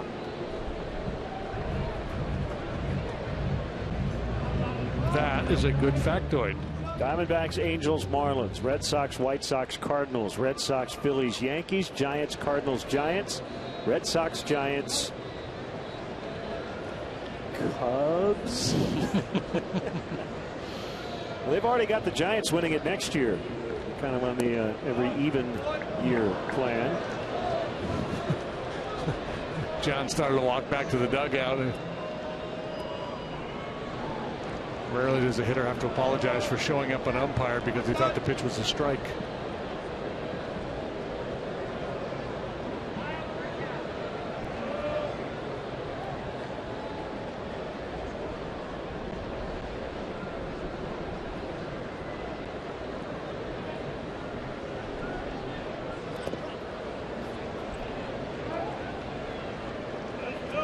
Said, yeah, well, I thought it was a strike, Adrian. That's the one you've been squeezing me on all night long.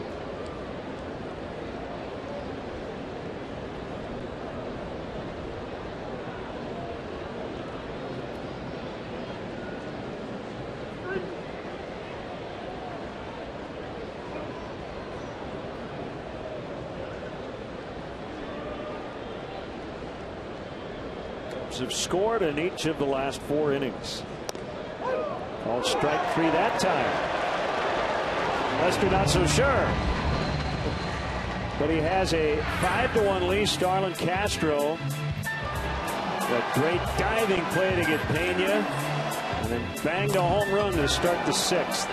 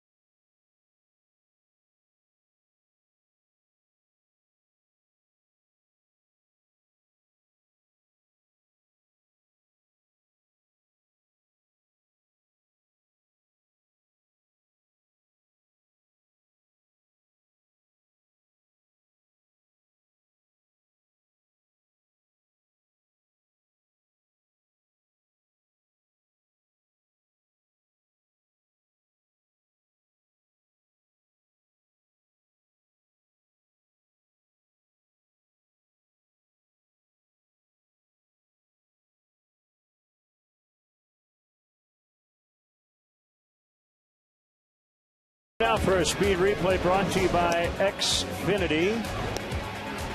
Pitchers dominated early. Boy, Anthony DeSclafani, first 2 innings. He looked Jake Arrieta-like. John Lester's been pretty consistent throughout this game after trailing 1-0. He has not allowed a run. And Lester helping himself at the plate with a walk, a single, 2 runs. Cubs lead this game 5-1. Speed replay brought to you by Xfinity, your home for the most live sports. As Schwarber goes from left to right, Bryant goes third to left. Javier Baez is in to play third. And 0-1 on Bourgeois. Here's a pitch. Easy play for Rizzo. 12 in a row retired by John Lester. So Jorge Soler checks out of the ball game, and normally during the season you'd wonder if maybe he got hurt on that slide at second base. Perhaps he did, but this stage of the game, it may be just Joe Madden wanting to give Baez a little time in the field.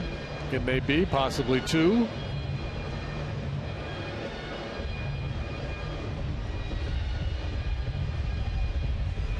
Likes to move guys around the diamond too and just observe and just, as he says, see how it plays.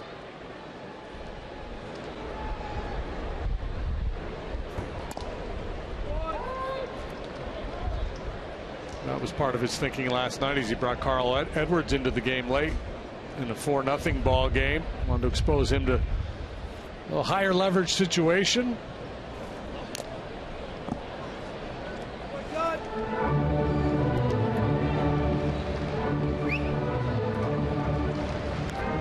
Edwards got 2 outs in the 8th, 1 in the 9th before Travis Wood came in to finish the ball game.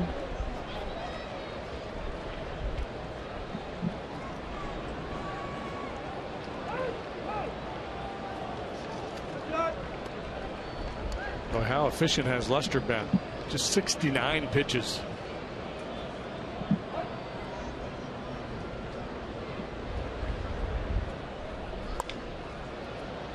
Infield pop up. It's Castro. Oh, Rizzo, I got it. Didn't even think about it, sir.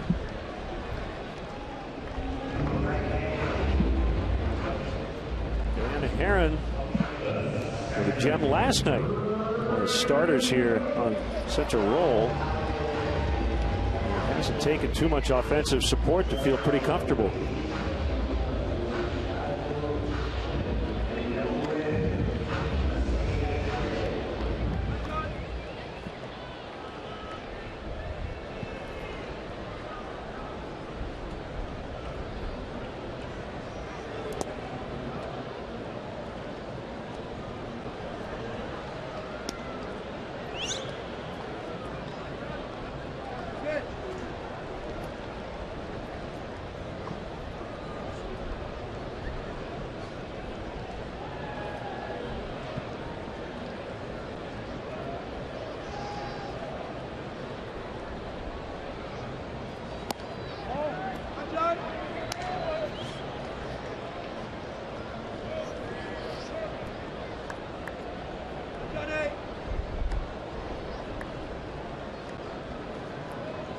No walks issued by John. 2-0 on Phillips.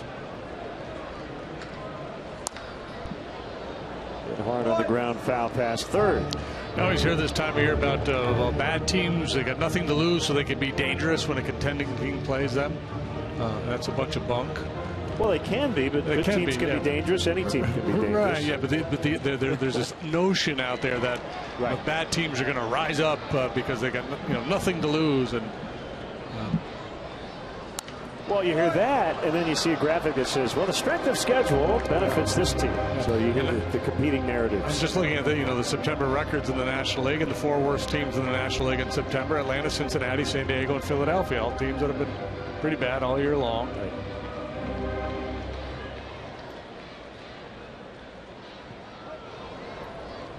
Got to watch out for them. They're playing with a chip on their shoulder. Swing and a miss by Phillips, and the inning is over. John Lester has been really good tonight, leading 5-1.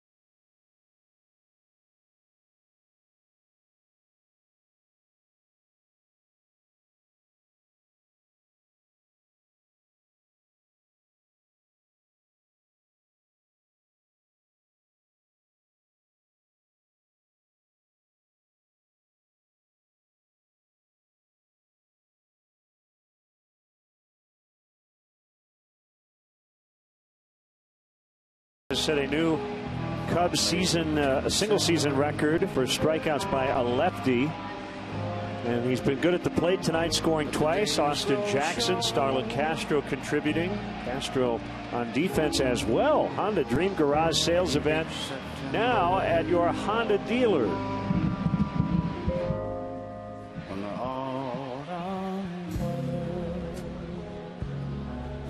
So 7th inning. There's Kyle Schwarber. I just put my headset on. Was that a little Willie Nelson we had going? Yes. What was he has a September tune? I heard autumn in there somewhere. Oh. Yeah.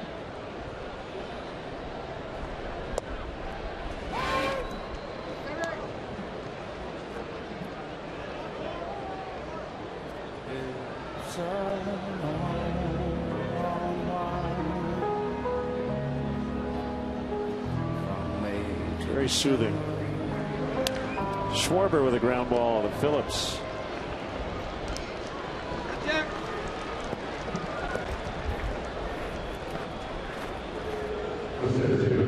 Promised Edie that Kyle would hit a home run for her tonight.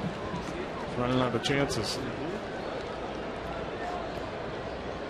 Jackson, big night for him. 2 doubles, 3 tries, and 3 knocked in.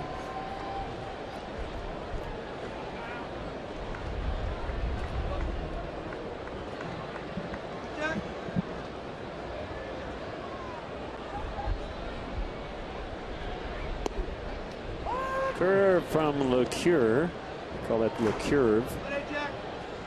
It's Tony Cingrani, Chicago area native.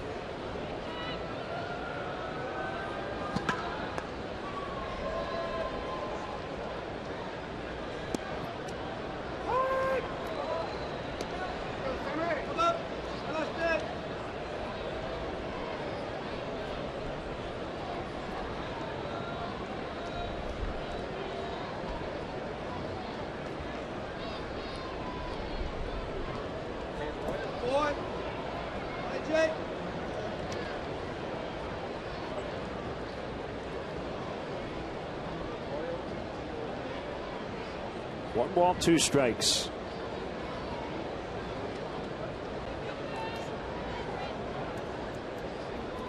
Matt Kemp is done for the year. Partially torn tendon in his right middle finger. Saved the punchlines. Well, I was going to say that. It's a little tricky when you're driving in Southern California. 23 home runs, 100 driven in for Kemp this year. Similar story this year to last, right? Struggled early, then got real hot second half. Called strike 3 to get Jackson. Well, that's been a big disappointment. The Nationals have kind of grabbed the headlines in terms of dysfunction and underachievement. But the Padres going into action tonight, a 4th place club, 11 games under 500. Yeah, Buddy Black lost his job. High expectations at the start of the year.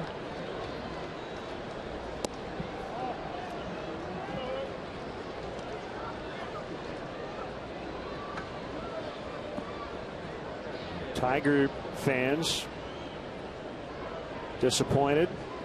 We believe that Detroit is in last in the American League Central. Seattle under 500. Yeah. There have been a lot of disappointing teams. Yeah. Al Avila, the general manager of the Tigers, 2-3 days ago came out and said that Brad Ausmus will be back. Remember 2-3 weeks ago it had been reported that it was a done deal that Brad would not be back. At the time, Avila said no, that has not been decided.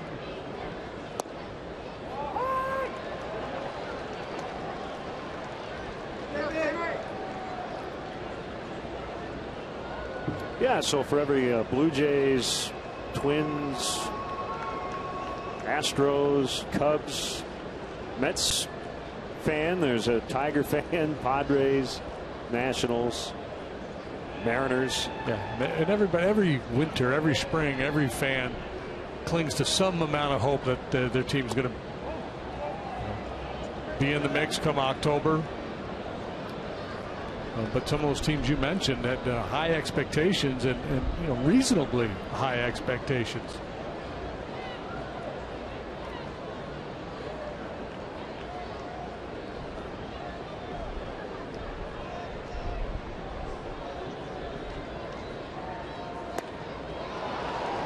Full count on Chris Bryant.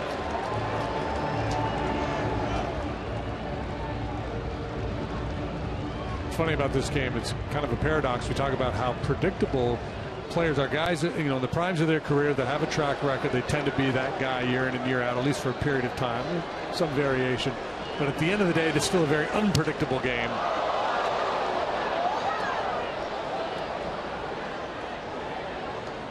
Well, that bat. It's the second one he snapped tonight.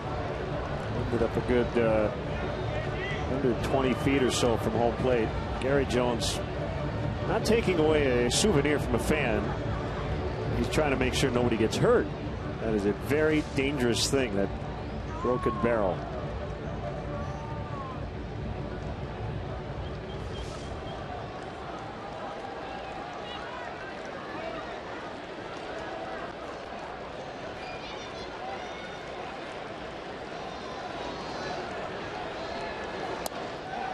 Ball 4.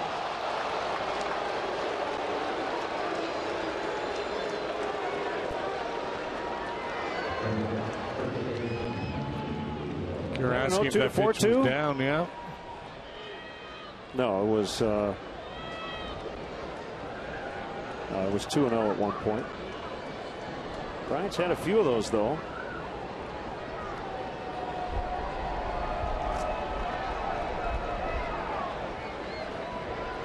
Whenever you ask a question like that, I just say yes, because I assume that you were all over it.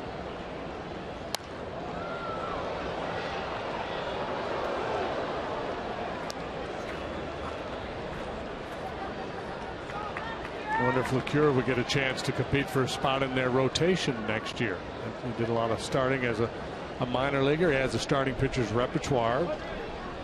We got this all rookie rotation right now. It's highly unlikely they will maintain that next year. They'll probably be out shopping, but you could see LeCure being a candidate for back of the rotation spot if he's still with the Reds.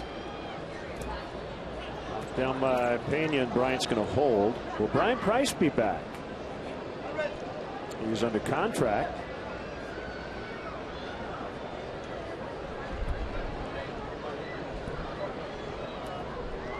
I think he probably deserves another year. I mean, look, they chronicled their injuries yesterday. I think you could hang this season on the job he did or didn't do. Not that often matters. Make a manager change. Yeah, a lot of times, just do it. Yeah. Nice play by LeCure. Didn't mean to interrupt you, JD. It's all right. He did. Oh, okay. He made the pitch. Gotcha. 7th inning stretch time from Cincinnati. It's 5-1 Cubs.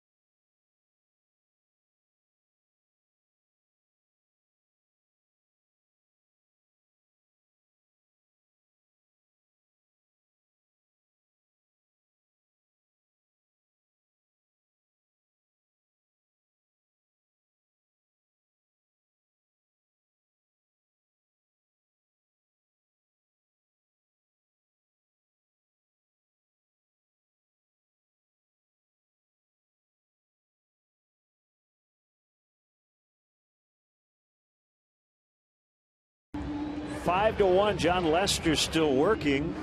This is his final starting assignment of the regular season. You see these last 4 days, the Cubs looking for their 4th straight win. You hear it all starts with the starters. That's why. Oof, man. Impressive work. Well, Reds have not had a base runner since the Brian Pena double with 1 out in the 2nd. They haven't hit a ball out of the infield since then. 3 hits total. Bruce has to turn away. He hit a sac fly in the 1st to give the Reds a short-lived lead. Votto not being in the lineup tonight has probably saved Lester about 15-20 pitches. Sure. Even when you get him out, typically you have to work pretty hard, throw a lot of pitches. Are you guys in those seats right there? In the front row? Well, see, those people can't. High towering shot to right.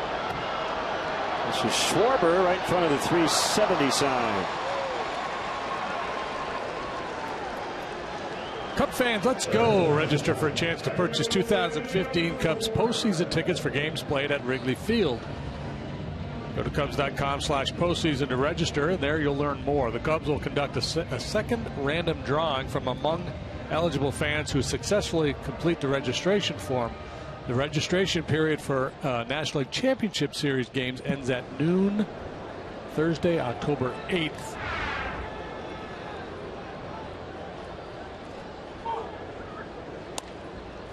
On the ground to Russell, moving a bit to his left, and Suarez comes up empty. 2 outs.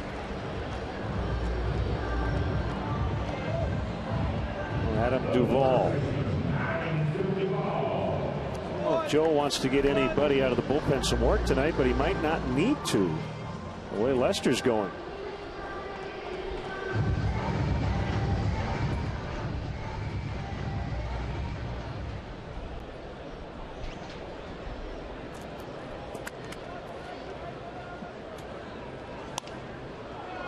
This is going to be a very quick 1, 2, 3, 7th. Schwarber's got it. Off to the 8th. Cubs 5. Reds 1.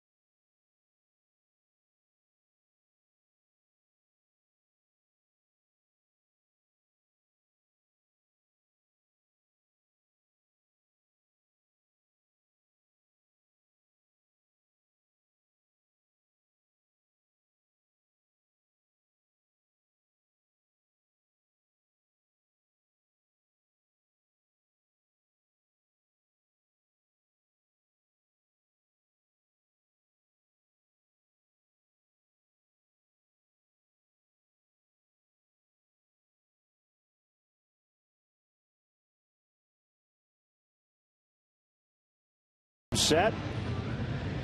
Cubs with a commanding 5-1 lead as they'll bat here in the 8th inning. John Lester's been terrific. And left-hander Tony Cingrani, alum of Lincoln Way Central High School in New Lenox, Illinois. Later went to South Suburban College and then Rice University. Former starter working out of the bullpen. Yeah, up and down between the big leagues and AAA this year. Also spent some time on the DL with a little bit of a shoulder problem. He's 0-3 with a 5.01 ERA in 33 appearances. One start that came against the Cubs, part of a day-night doubleheader. His ERA keeps going up. 1.80, 3 games in his debut in 2012. 2.92 last year, 4.55, and 5.01 currently this season. Yeah, you know, in 2013, he made 18 starts that year. You referenced when he had the 292, and it kind of looked like he was on his way. I thought he'd end up being a big part of their rotation, but took a pretty good step backwards last year. And as you know, Theo likes to say, and a lot of people around baseball, sometimes development is not linear. Bounce towards center, and it's in for a base hit. Castro, 400 plus here in September, finishing strong. He's 3 for 4. And a Mazda replay cam. That's a home run leading off the 6th inning. Mazda conviction, creativity, courage. This is the Mazda way. Oh, that's a dude from Entourage. Adrian Grenier. I guess they're shooting a movie here in Cincinnati.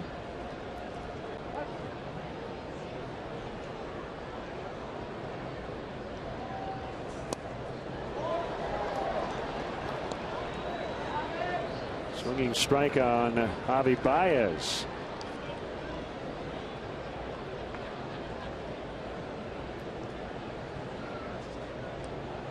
Vincent Chase from Entourage. Never really watched that program. Come across it a couple times back in the day. Turtle, right? And Drama. His character named Drama. Johnny Drama, yeah. It's Matt Dillon's brother. They're shooting a movie called Marauders. Baseball movie? No. Bruce Willis stars in it. I don't see him in that group.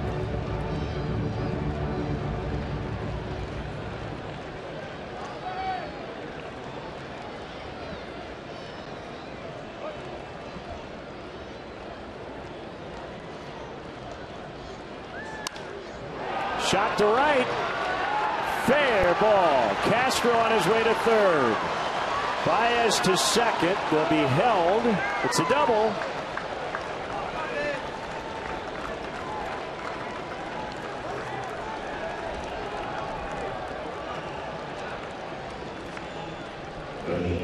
Well, Cubs probably don't need any more, but it doesn't hurt to get more. Boy, explosive swing of the bat here by Baez. Great swing, driving that ball into the right field corner.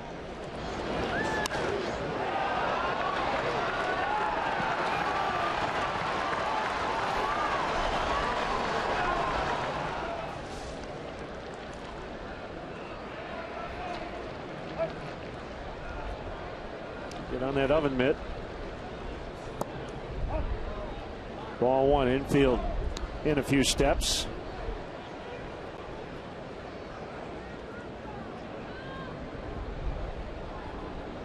I asked Javi if he's going to continue to wear that face guard, and it sounds like he might. Yeah. I mean, he's going to the rest of this season, and I wouldn't be a bit surprised if that becomes a permanent thing. He says it feels very comfortable. He asked Jason Hayward about it, and if it feels good, there's no downside, I think. There's a bunt by Russell, and Castro's going to hold everybody safe. So that was a safety squeeze, although I think Russell may have done it on his own because Castro was not really ready to score, and he ended up holding. Yeah, and second and third, nobody out. I don't think Joe would call for that, so I think that was just Russell on his own. That's a base hit. And the bases are loaded.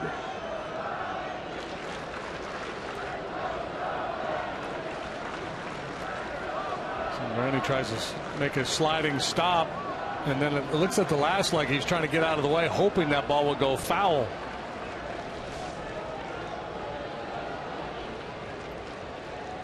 David Ross takes ball one.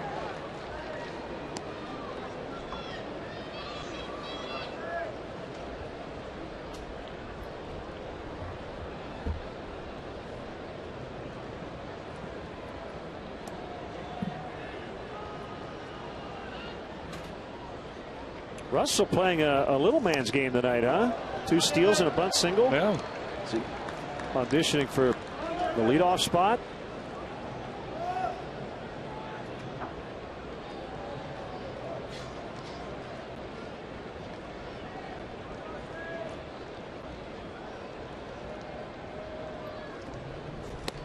Two and one.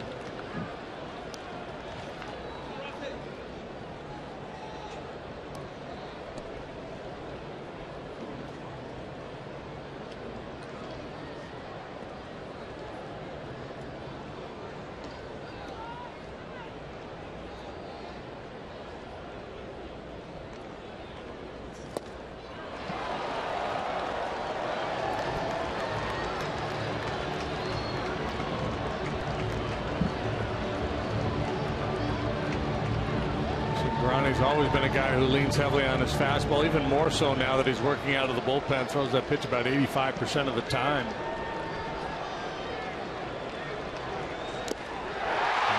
He struck him out. It's free pizza again. A local promotion if the Reds pitchers pick up 11 strikeouts. Get a voucher for free pizza tomorrow. Did you take advantage today? No, I forgot to scrounge around for a ticket on my way out of the ballpark last night. Lester, bases loaded, 1 out. That was a key strikeout for Cingrani.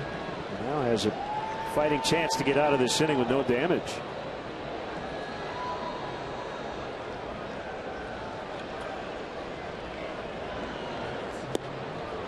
Cut and the miss. The Cubs come to town. They probably think we better order some more dough. We're going to have to be making a lot of pizzas. Tom Browning's in the house. Former Red All-Star. Longtime buddy of yours. Old teammate of mine way back in the day. Swing and a miss. So Chris Denorfia, the former Red, on deck. Cub fans last saw Tom. He was sitting on a rooftop across from the ballpark. Turn around and say hi, Tom. Good wave right there. There he is.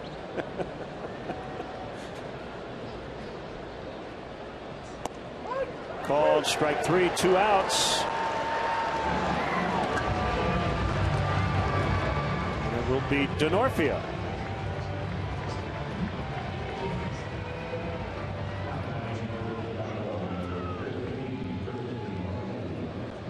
Game-ending home run 2 nights ago to beat Kansas City.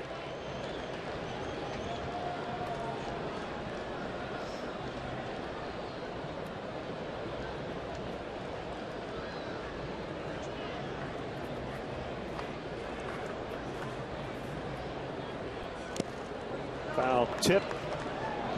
Strike 1. Single, double, single to start the inning. Ross and Lester struck out.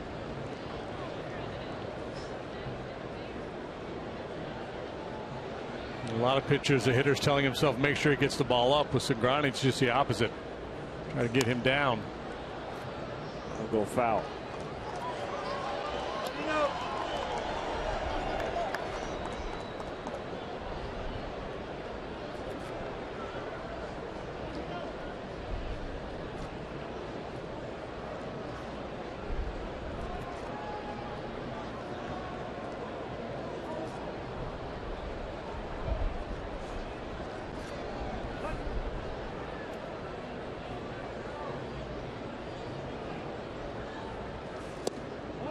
Off the outside corner, it's 1-2.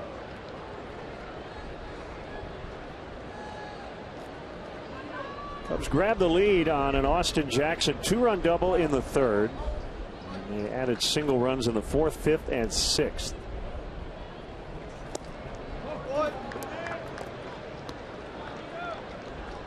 Making him work.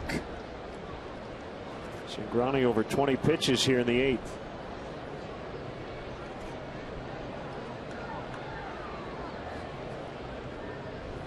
Denorfia batting for Schwarber.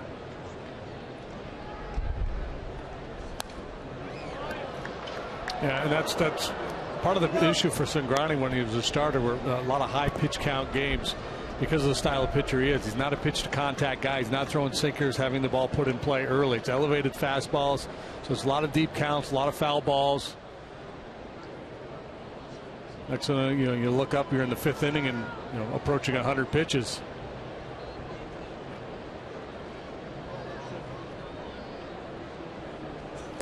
Way outside, it's full, 3-2.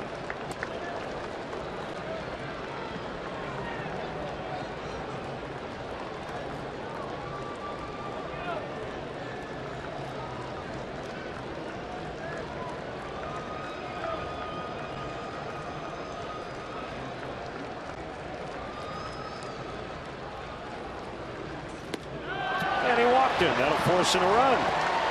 So Denorfia will get an RBI. 6-1.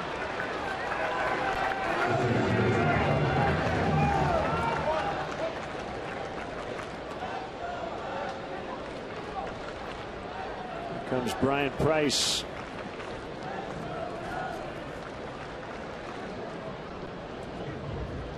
Takes off his manager's hat, puts on his pitching coach hat.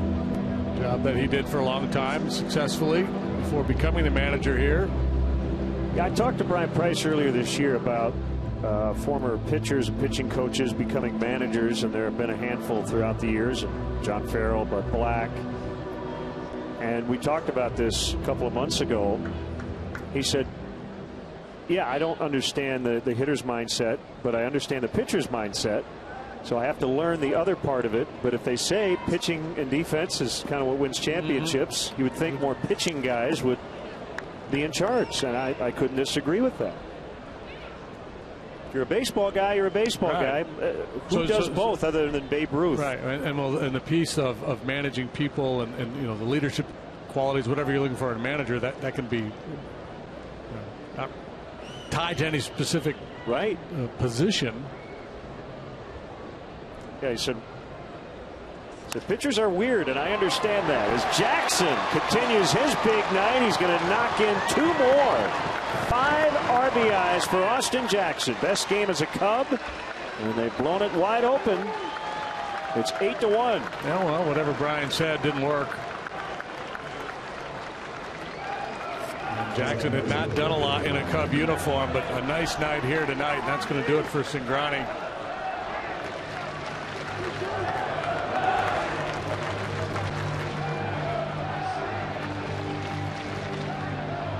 Four hits and a walk in the inning. Jackson got on top of that high heater. Well, that is it for Cingrani. New pitcher when we come back. 8-1 Cubs.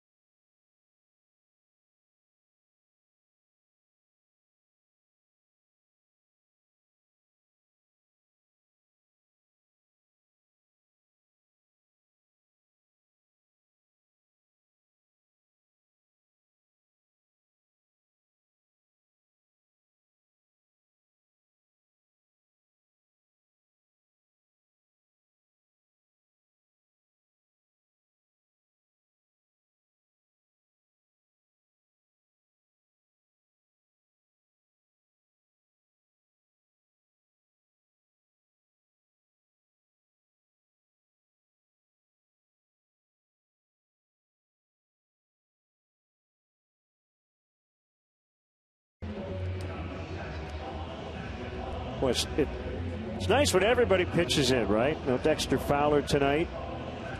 Jackson gets in there playing center, position he's most comfortable playing in the outfield. Yeah, and so as you head into that wild card game, what you hope will be an extended postseason run, you want as many guys feeling comfortable and on top of their game as possible. And Joe said today's lineup, you had 5 guys in the starting lineup that were not in the starting lineup last night. Ryan Matthews to Chris Bryant as he lines one to left, and it's Bourgeois to make the catch. 3 in, it's 8-1.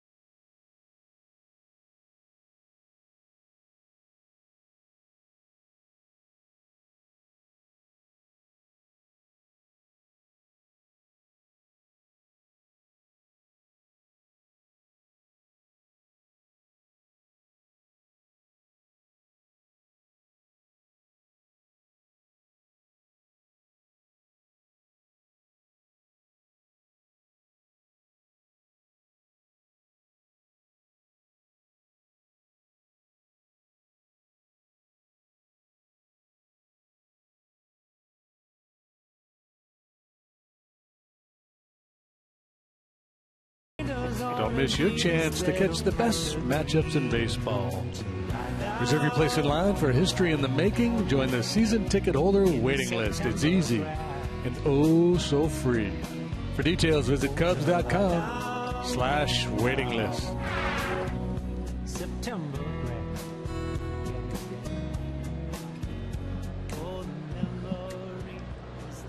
John Lester here in the 8th, and a strike on Ryan Pena.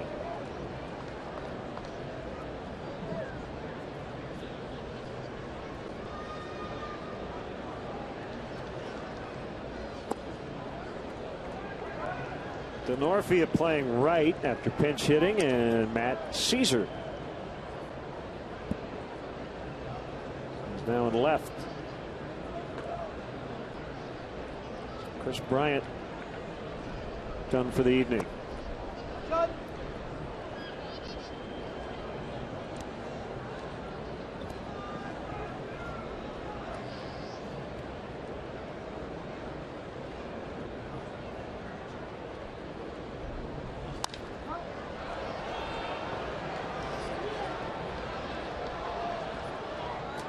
Castro's got it.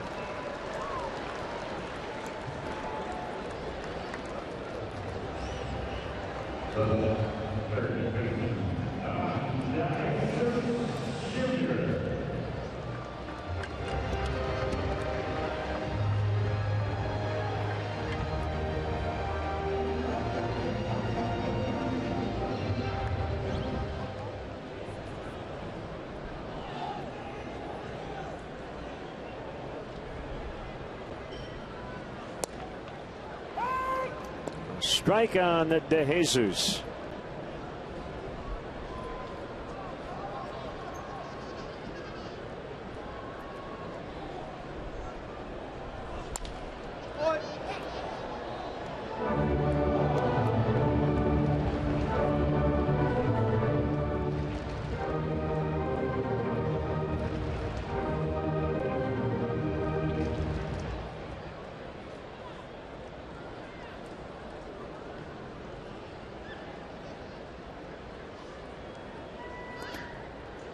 Bounced it in front of the plate.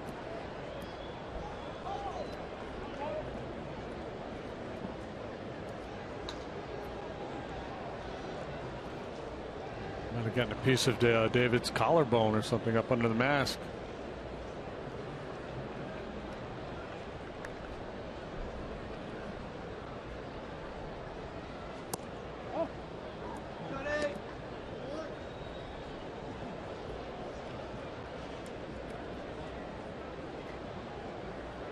All Cardinals tonight is they near a clinch of the National League Central. 9-0 in the bottom of the 8th.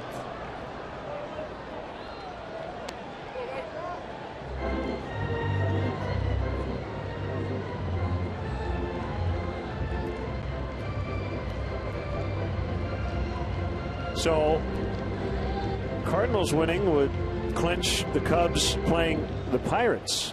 Just not exactly sure where the game will be. Most likely to be in Pittsburgh.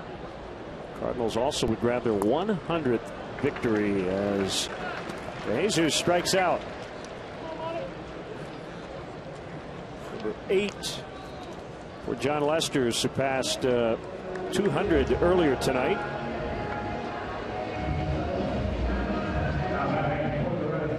Hat trick for DeJesus.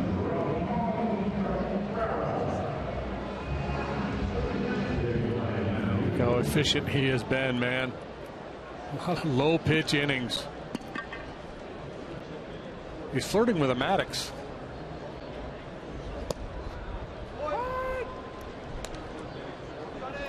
Complete game with less than 100 pitches. Reds are cornering the market on switch hitting catchers, says Ramon Cabrera. Pulled foul.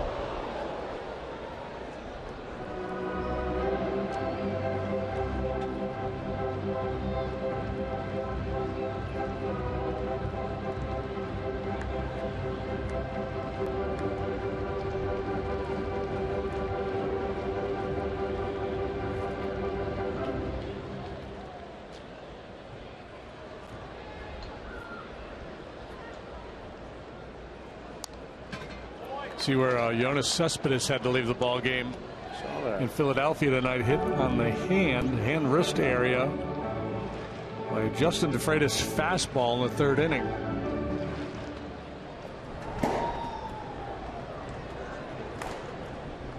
Colin Ballister.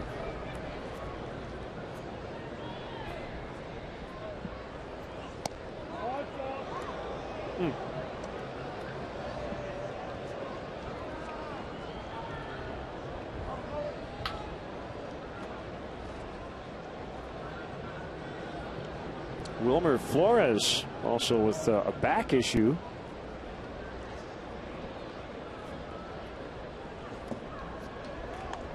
On the radio today, they asked what's the biggest thing, or the last thing to kind of accomplish beyond the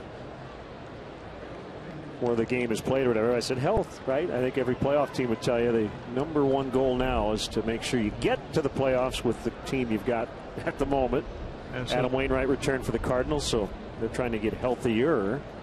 Sometimes September is similar to spring training, right? That's a lot of times that's the goal in spring training. Just get through it healthy and everybody ready to go. After the long season, sure, everybody's got aches and pains and a little banged up, but yeah, don't want to suffer any significant injuries in the final days of the season when you're headed to the postseason. Specifically how you go about that, I don't know. Do you play with a little more caution? Well, I just think with the expanded rosters, you just give guys some rest, which yeah. Joe has done. But you could argue that you back off the running game a little bit, maybe tell guys not to make any reckless plays out there in the field. Hard to do that. Hard for guys to dial it back. And if you're wondering, if the Cubs do finish in a tie with the Pirates, they would win the tiebreaker because they won the season series. But keep this in mind, the Pirates are home the rest of this week, and their final 3 games will be against the Reds. So they've got another game I should say they're off tomorrow and then the 3 this weekend. Assuming they lose that game tonight, their magic number to host that game will be 2. So even if the Cubs run the table, the Pirates would just have to win 2 out of 3 in order to host next Wednesday.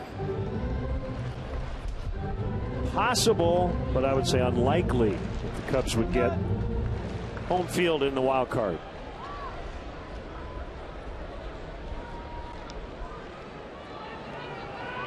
If it happens, you might say it was magical. Right? One of the themes of this season. Swing and a miss. Lester threw 8 innings, 9 strikeouts. He's given up 1 run on just 3 hits.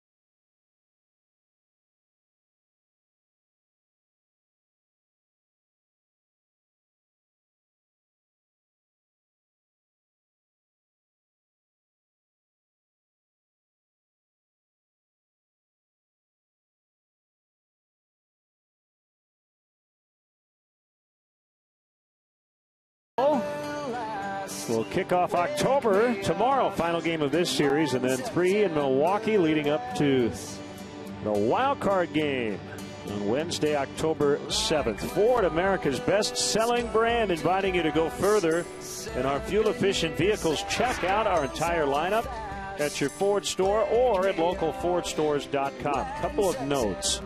John Lester has set down 20 in a row. That's number 1. Number 2, Austin Jackson with his 5 RBIs. That is a new career high for him here tonight. And you saw John talking with Joe Madden. Looks like his night is done.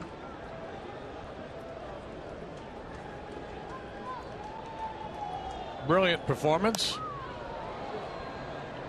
That is going to drop. Rizzo is on. Lester will finish the regular season with a 3.34 earned run average. Colin Ballister, the new Reds pitcher.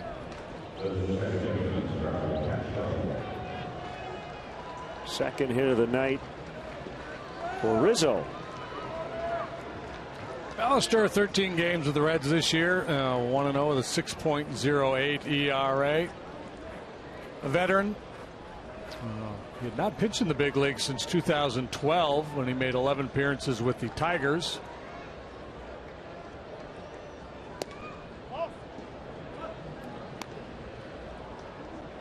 Drafted and signed by the Montreal Expos, June of 2004.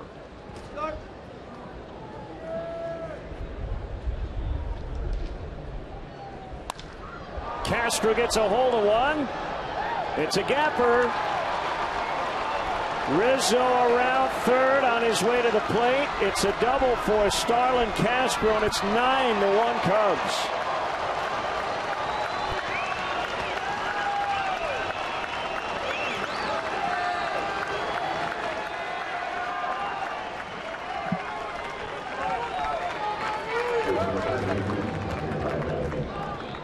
My goodness.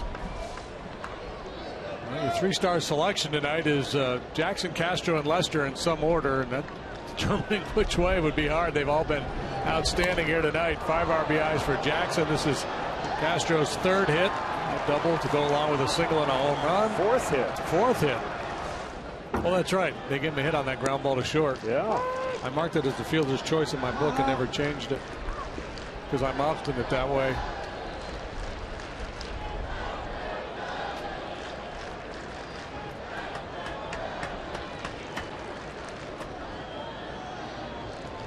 Baez now 0-2.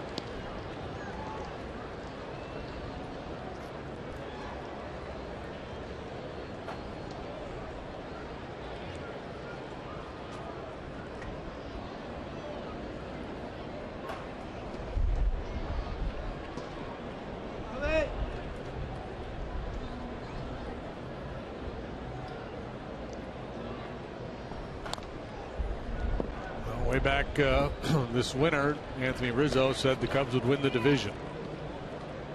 They didn't win the division, but they're going to the postseason. They won enough games certainly to win the division. It's just the fact that the Cardinals and the Pirates have been so good. The Cubs pick up their 93rd win here tonight.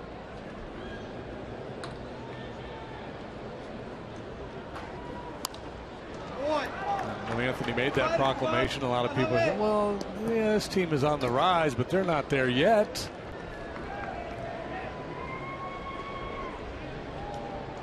Joe Madden was hired, immediately started talking about winning a World Series.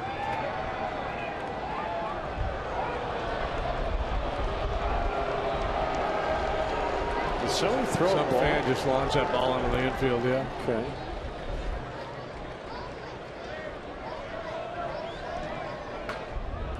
That was strange.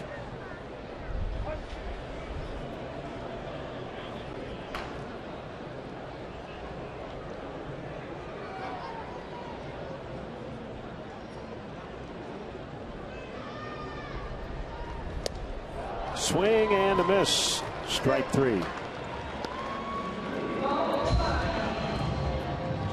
I'll send out happy birthday wishes to big Cub fan Sean Mooney enjoying this one tonight.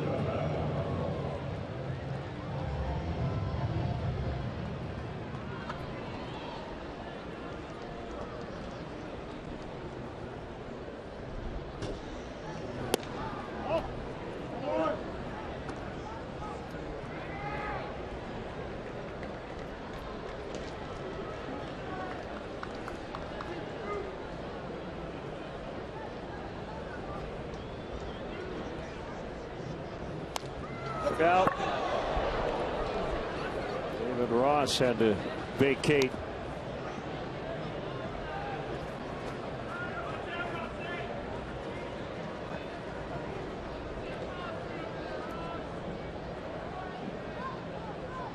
So is this next week going to go by slowly or quickly leading up to the big game? 7:08 first pitch next Wednesday. Fly ball deep to left. Bourgeois goes after it. It's off the track. One hops the wall. Castro scores. Russell to second with a double. 10-1.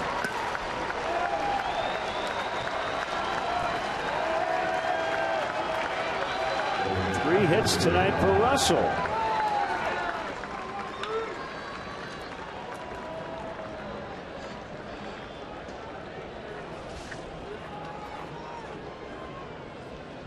Boy, pretty swing. Last time up, he pushed a little bunt down the first baseline. This time, he almost hits it out of the ballpark.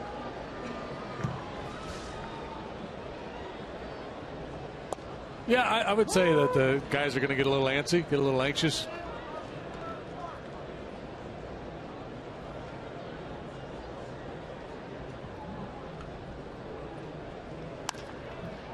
Toward left and through.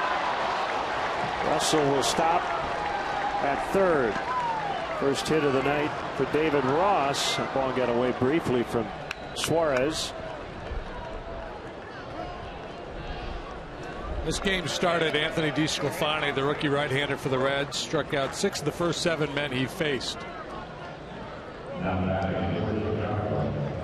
Cubs now have 16 hits and they've scored 10 runs. You did not see that coming the way this game started.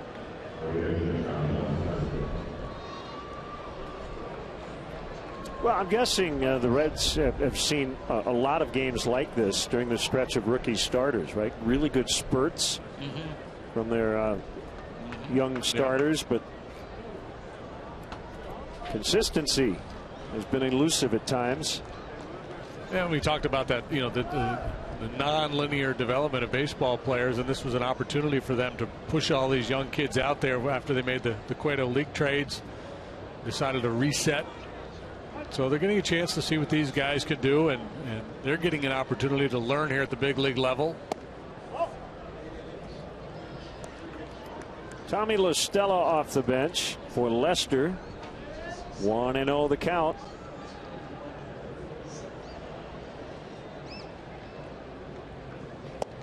Two and 0.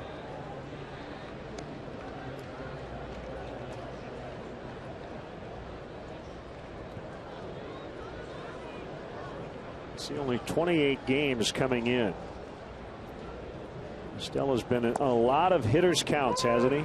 Yeah, he's got a real solid approach. I like his at bats. One more, Tommy.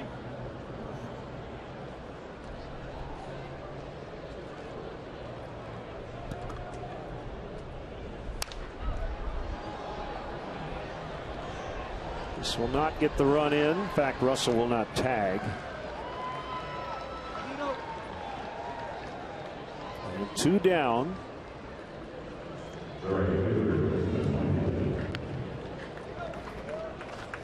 One of those series where by the time we leave Cincinnati, we'll feel like we've lived here at the ballpark after the long rain delay last night. And then an early start tomorrow, 12:35 Cincinnati time, 11:35 back in Chicago. It'll be Jason Hamill and John Lamb doing the pitching.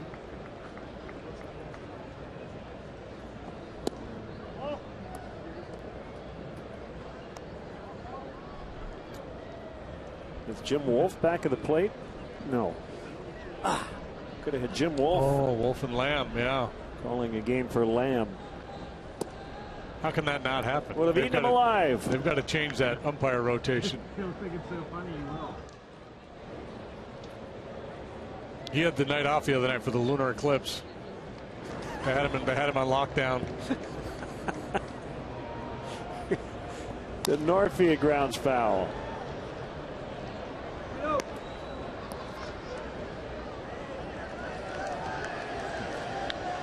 Brother made it back to the big leagues this year. Randy Wolf. He did.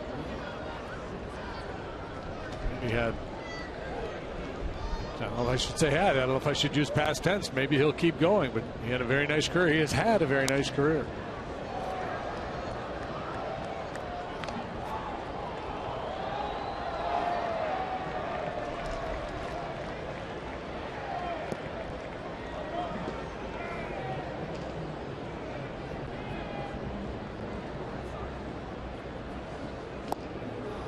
Swing and a miss, strike 3. Cubs add 2 to their lead. They've scored in 6 of the 9 tonight. 10-1.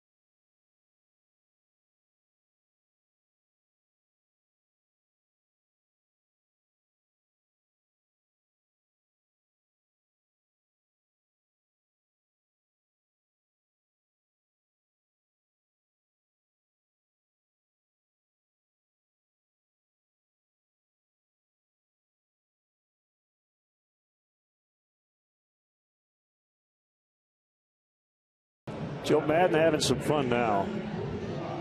Javier Baez is playing first base, and his teammates are throwing him balls in the dirt. I've been watching him. His actions look really good over there. Yeah. As Joe has said on many occasions, he's just a ball player. Very slick fielder. And yeah, having fun for sure, but also, just taking a look.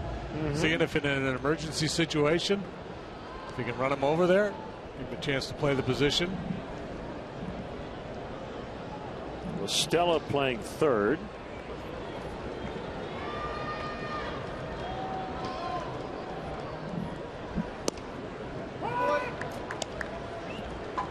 Neil Ramirez making his 18th appearance. One strike on Jason Bourgeois.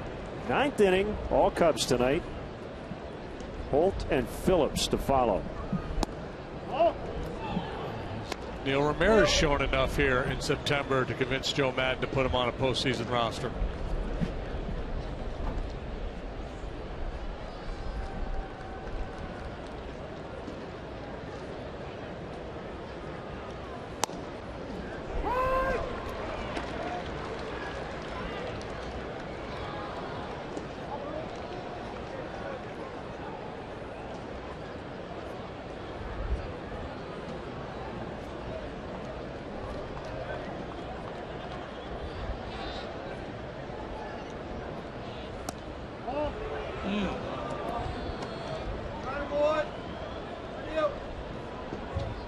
Pretty good looking pitch, maybe just a little bit outside.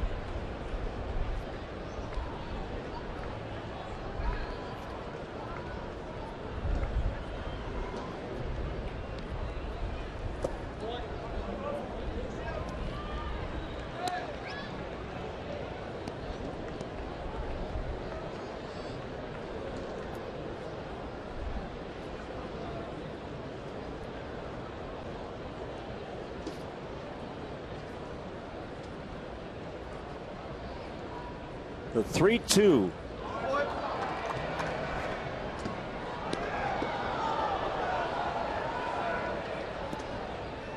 Cardinals 3 outs away from the division title. Leading 11-1.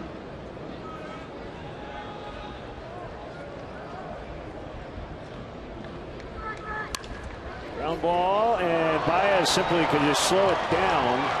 Can't stop it completely, and Bourgeois got a hit and snaps that streak of 20 straight red batters being retired.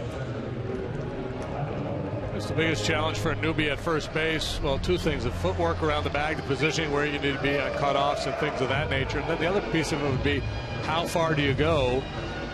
You're used to playing the middle infield when range is such a big part of it. At first base, you got to know when to stay home. Perhaps Castro would have been the better option there. Also, just the idea of not having to be perfect over there, right? When you knock something down, you don't have to field it cleanly like you do a lot of times on the other side of second base. You got to get up and make that throw. But at first, just smother it. Yep.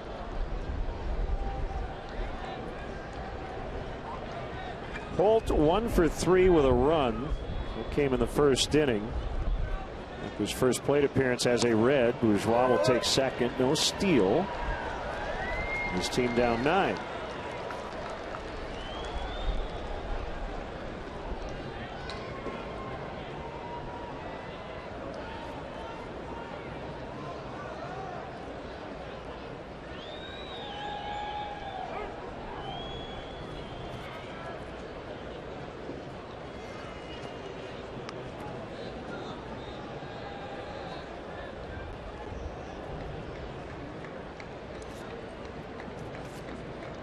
Spazio very happy with what he's seen, I think, all year long.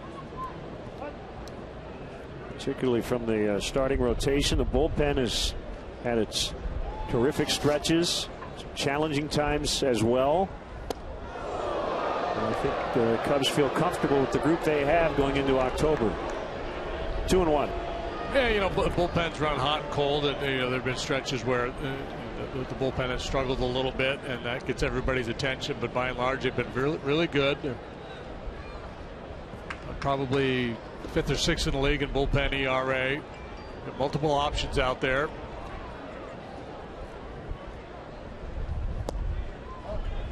Rotation has been solid. Jason Hamill obviously has had his problems in the second half after a really good first half. Hey.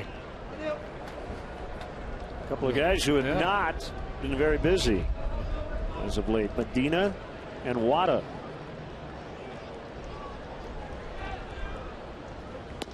All 4. Not a big deal. You're up 9 runs, but the Reds have 2 on with nobody out.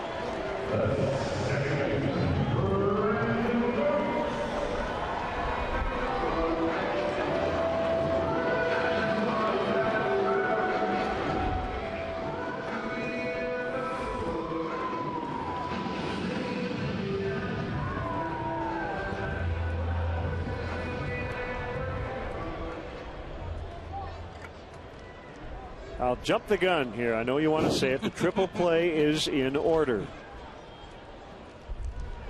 A little two-seamer running down and in. Whoop. Triple play is no longer in order.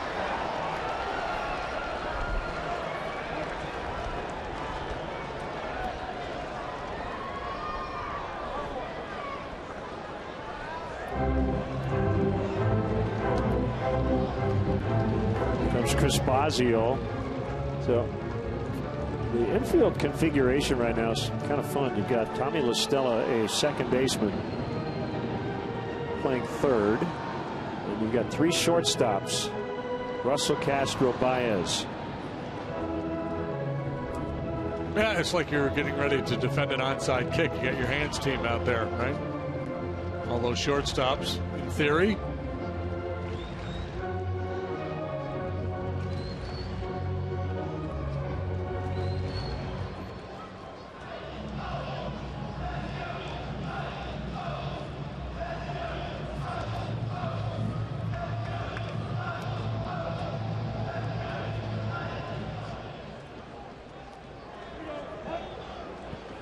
The defensive versatility, I really believe, comes from the manager.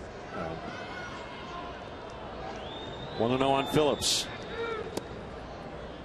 And I think other managers might have moved a few guys around, but I don't think nearly as much as Joe Madden. He told us today before the game, when he was in the Angels organization, he was a bullpen coach.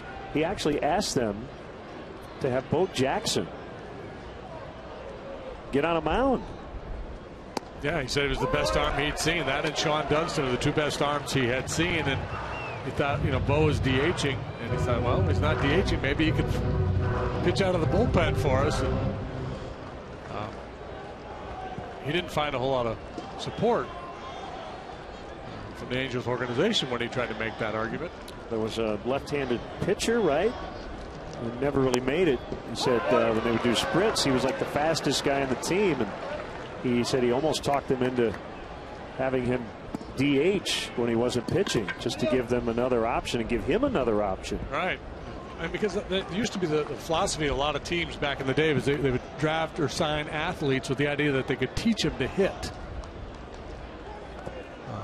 Down by Ross. 3-2 on Phillips. I remember going to tryout camps as a kid when I was in high school. The teams would hold these open tryout camps, and almost nobody ever got signed out of them. I think there were more public relations than anything, but that was one thing they put a clock on everybody, and that was the thinking that if you can really run, they said, okay, you're a pretty good athlete, we think we can teach you to hit. I think teams have backed away from that line of thinking a fair bit. In the air to right, plenty deep enough to get a run in, and both runners, in fact, will tag. Bourgeois scores. Holt to third. Phillips sac fly, and it's 10-2 now.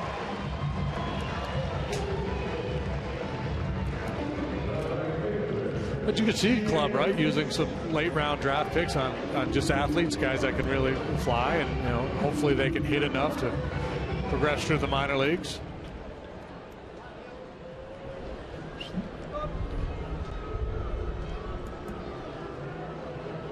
Well, and I think young players, for sure, And a lot of players in general like to play other positions. I think Baez, right, has played all 4 spots this month on the infield. But even if this is the only inning of his life, the rest of the way he ever plays first base, you can tell people he's played it. And I don't see the downside.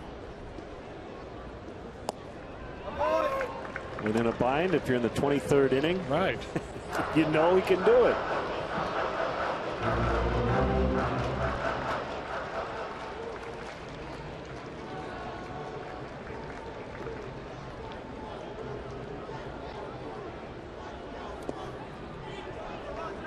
Runner will hold.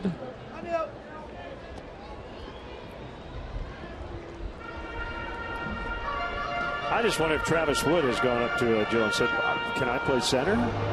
Yeah, I was kind of thinking along those same lines. He'd be the one guy out there who you could see playing a position other than pitcher.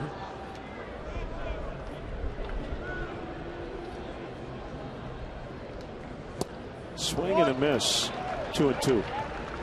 Yeah. The downside, of course, would be if you did it in a close game. You don't want to jeopardize your pitcher giving up some runs, and if you do it in a blowout game, then you're going to be accused of embarrassing the other team. 3-2.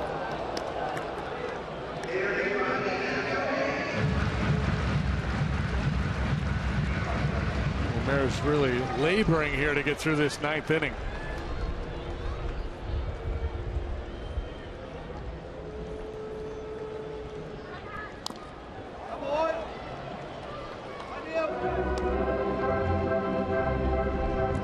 It's over. The Cardinals have won their 100th game of the year, and they've clinched the division. The Cubs will play the Pirates in the wild card game.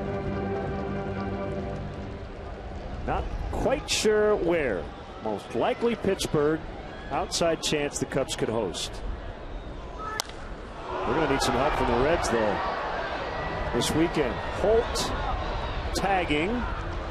And he'll score. Bruce gets a sac fly. So the Reds, all 3 runs tonight, scoring on sacrifice flies. Bruce has 2 of them.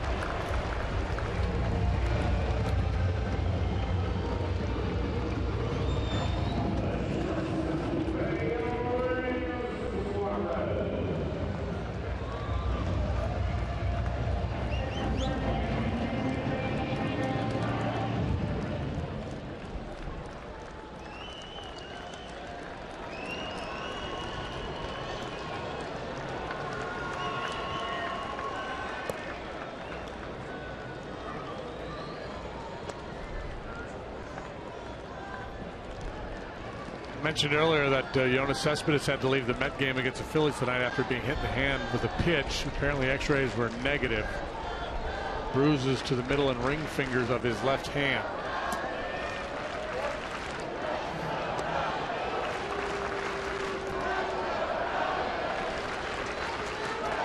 You ready for a bizarre inning of the night?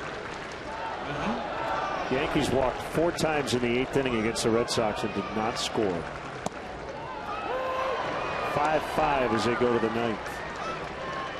That's hard to do. 2-1 on Suarez. 2 outs, 9th inning. The pitch. Strike 2. All right. Pitch number 30 would be a good one to end it on right here. All of guys fired up.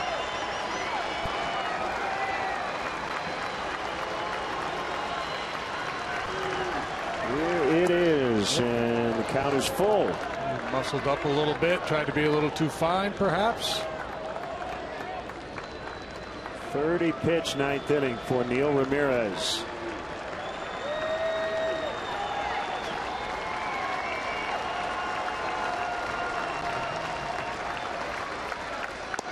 Cubs win 4 in a row. Number 93 on the year, Austin Jackson, a career-high 5 RBIs. Starlin Castro 4 hits, including a home run. Great defensive play. John Lester in his final start grabs his 11th win. 10-3 the final score. Lester retired about 20 in a row to finish his outing. And for the 16th time this year, at least 7 innings, 2 runs or fewer. We'll wrap it up from Cincinnati. Cubs 10, Reds 3.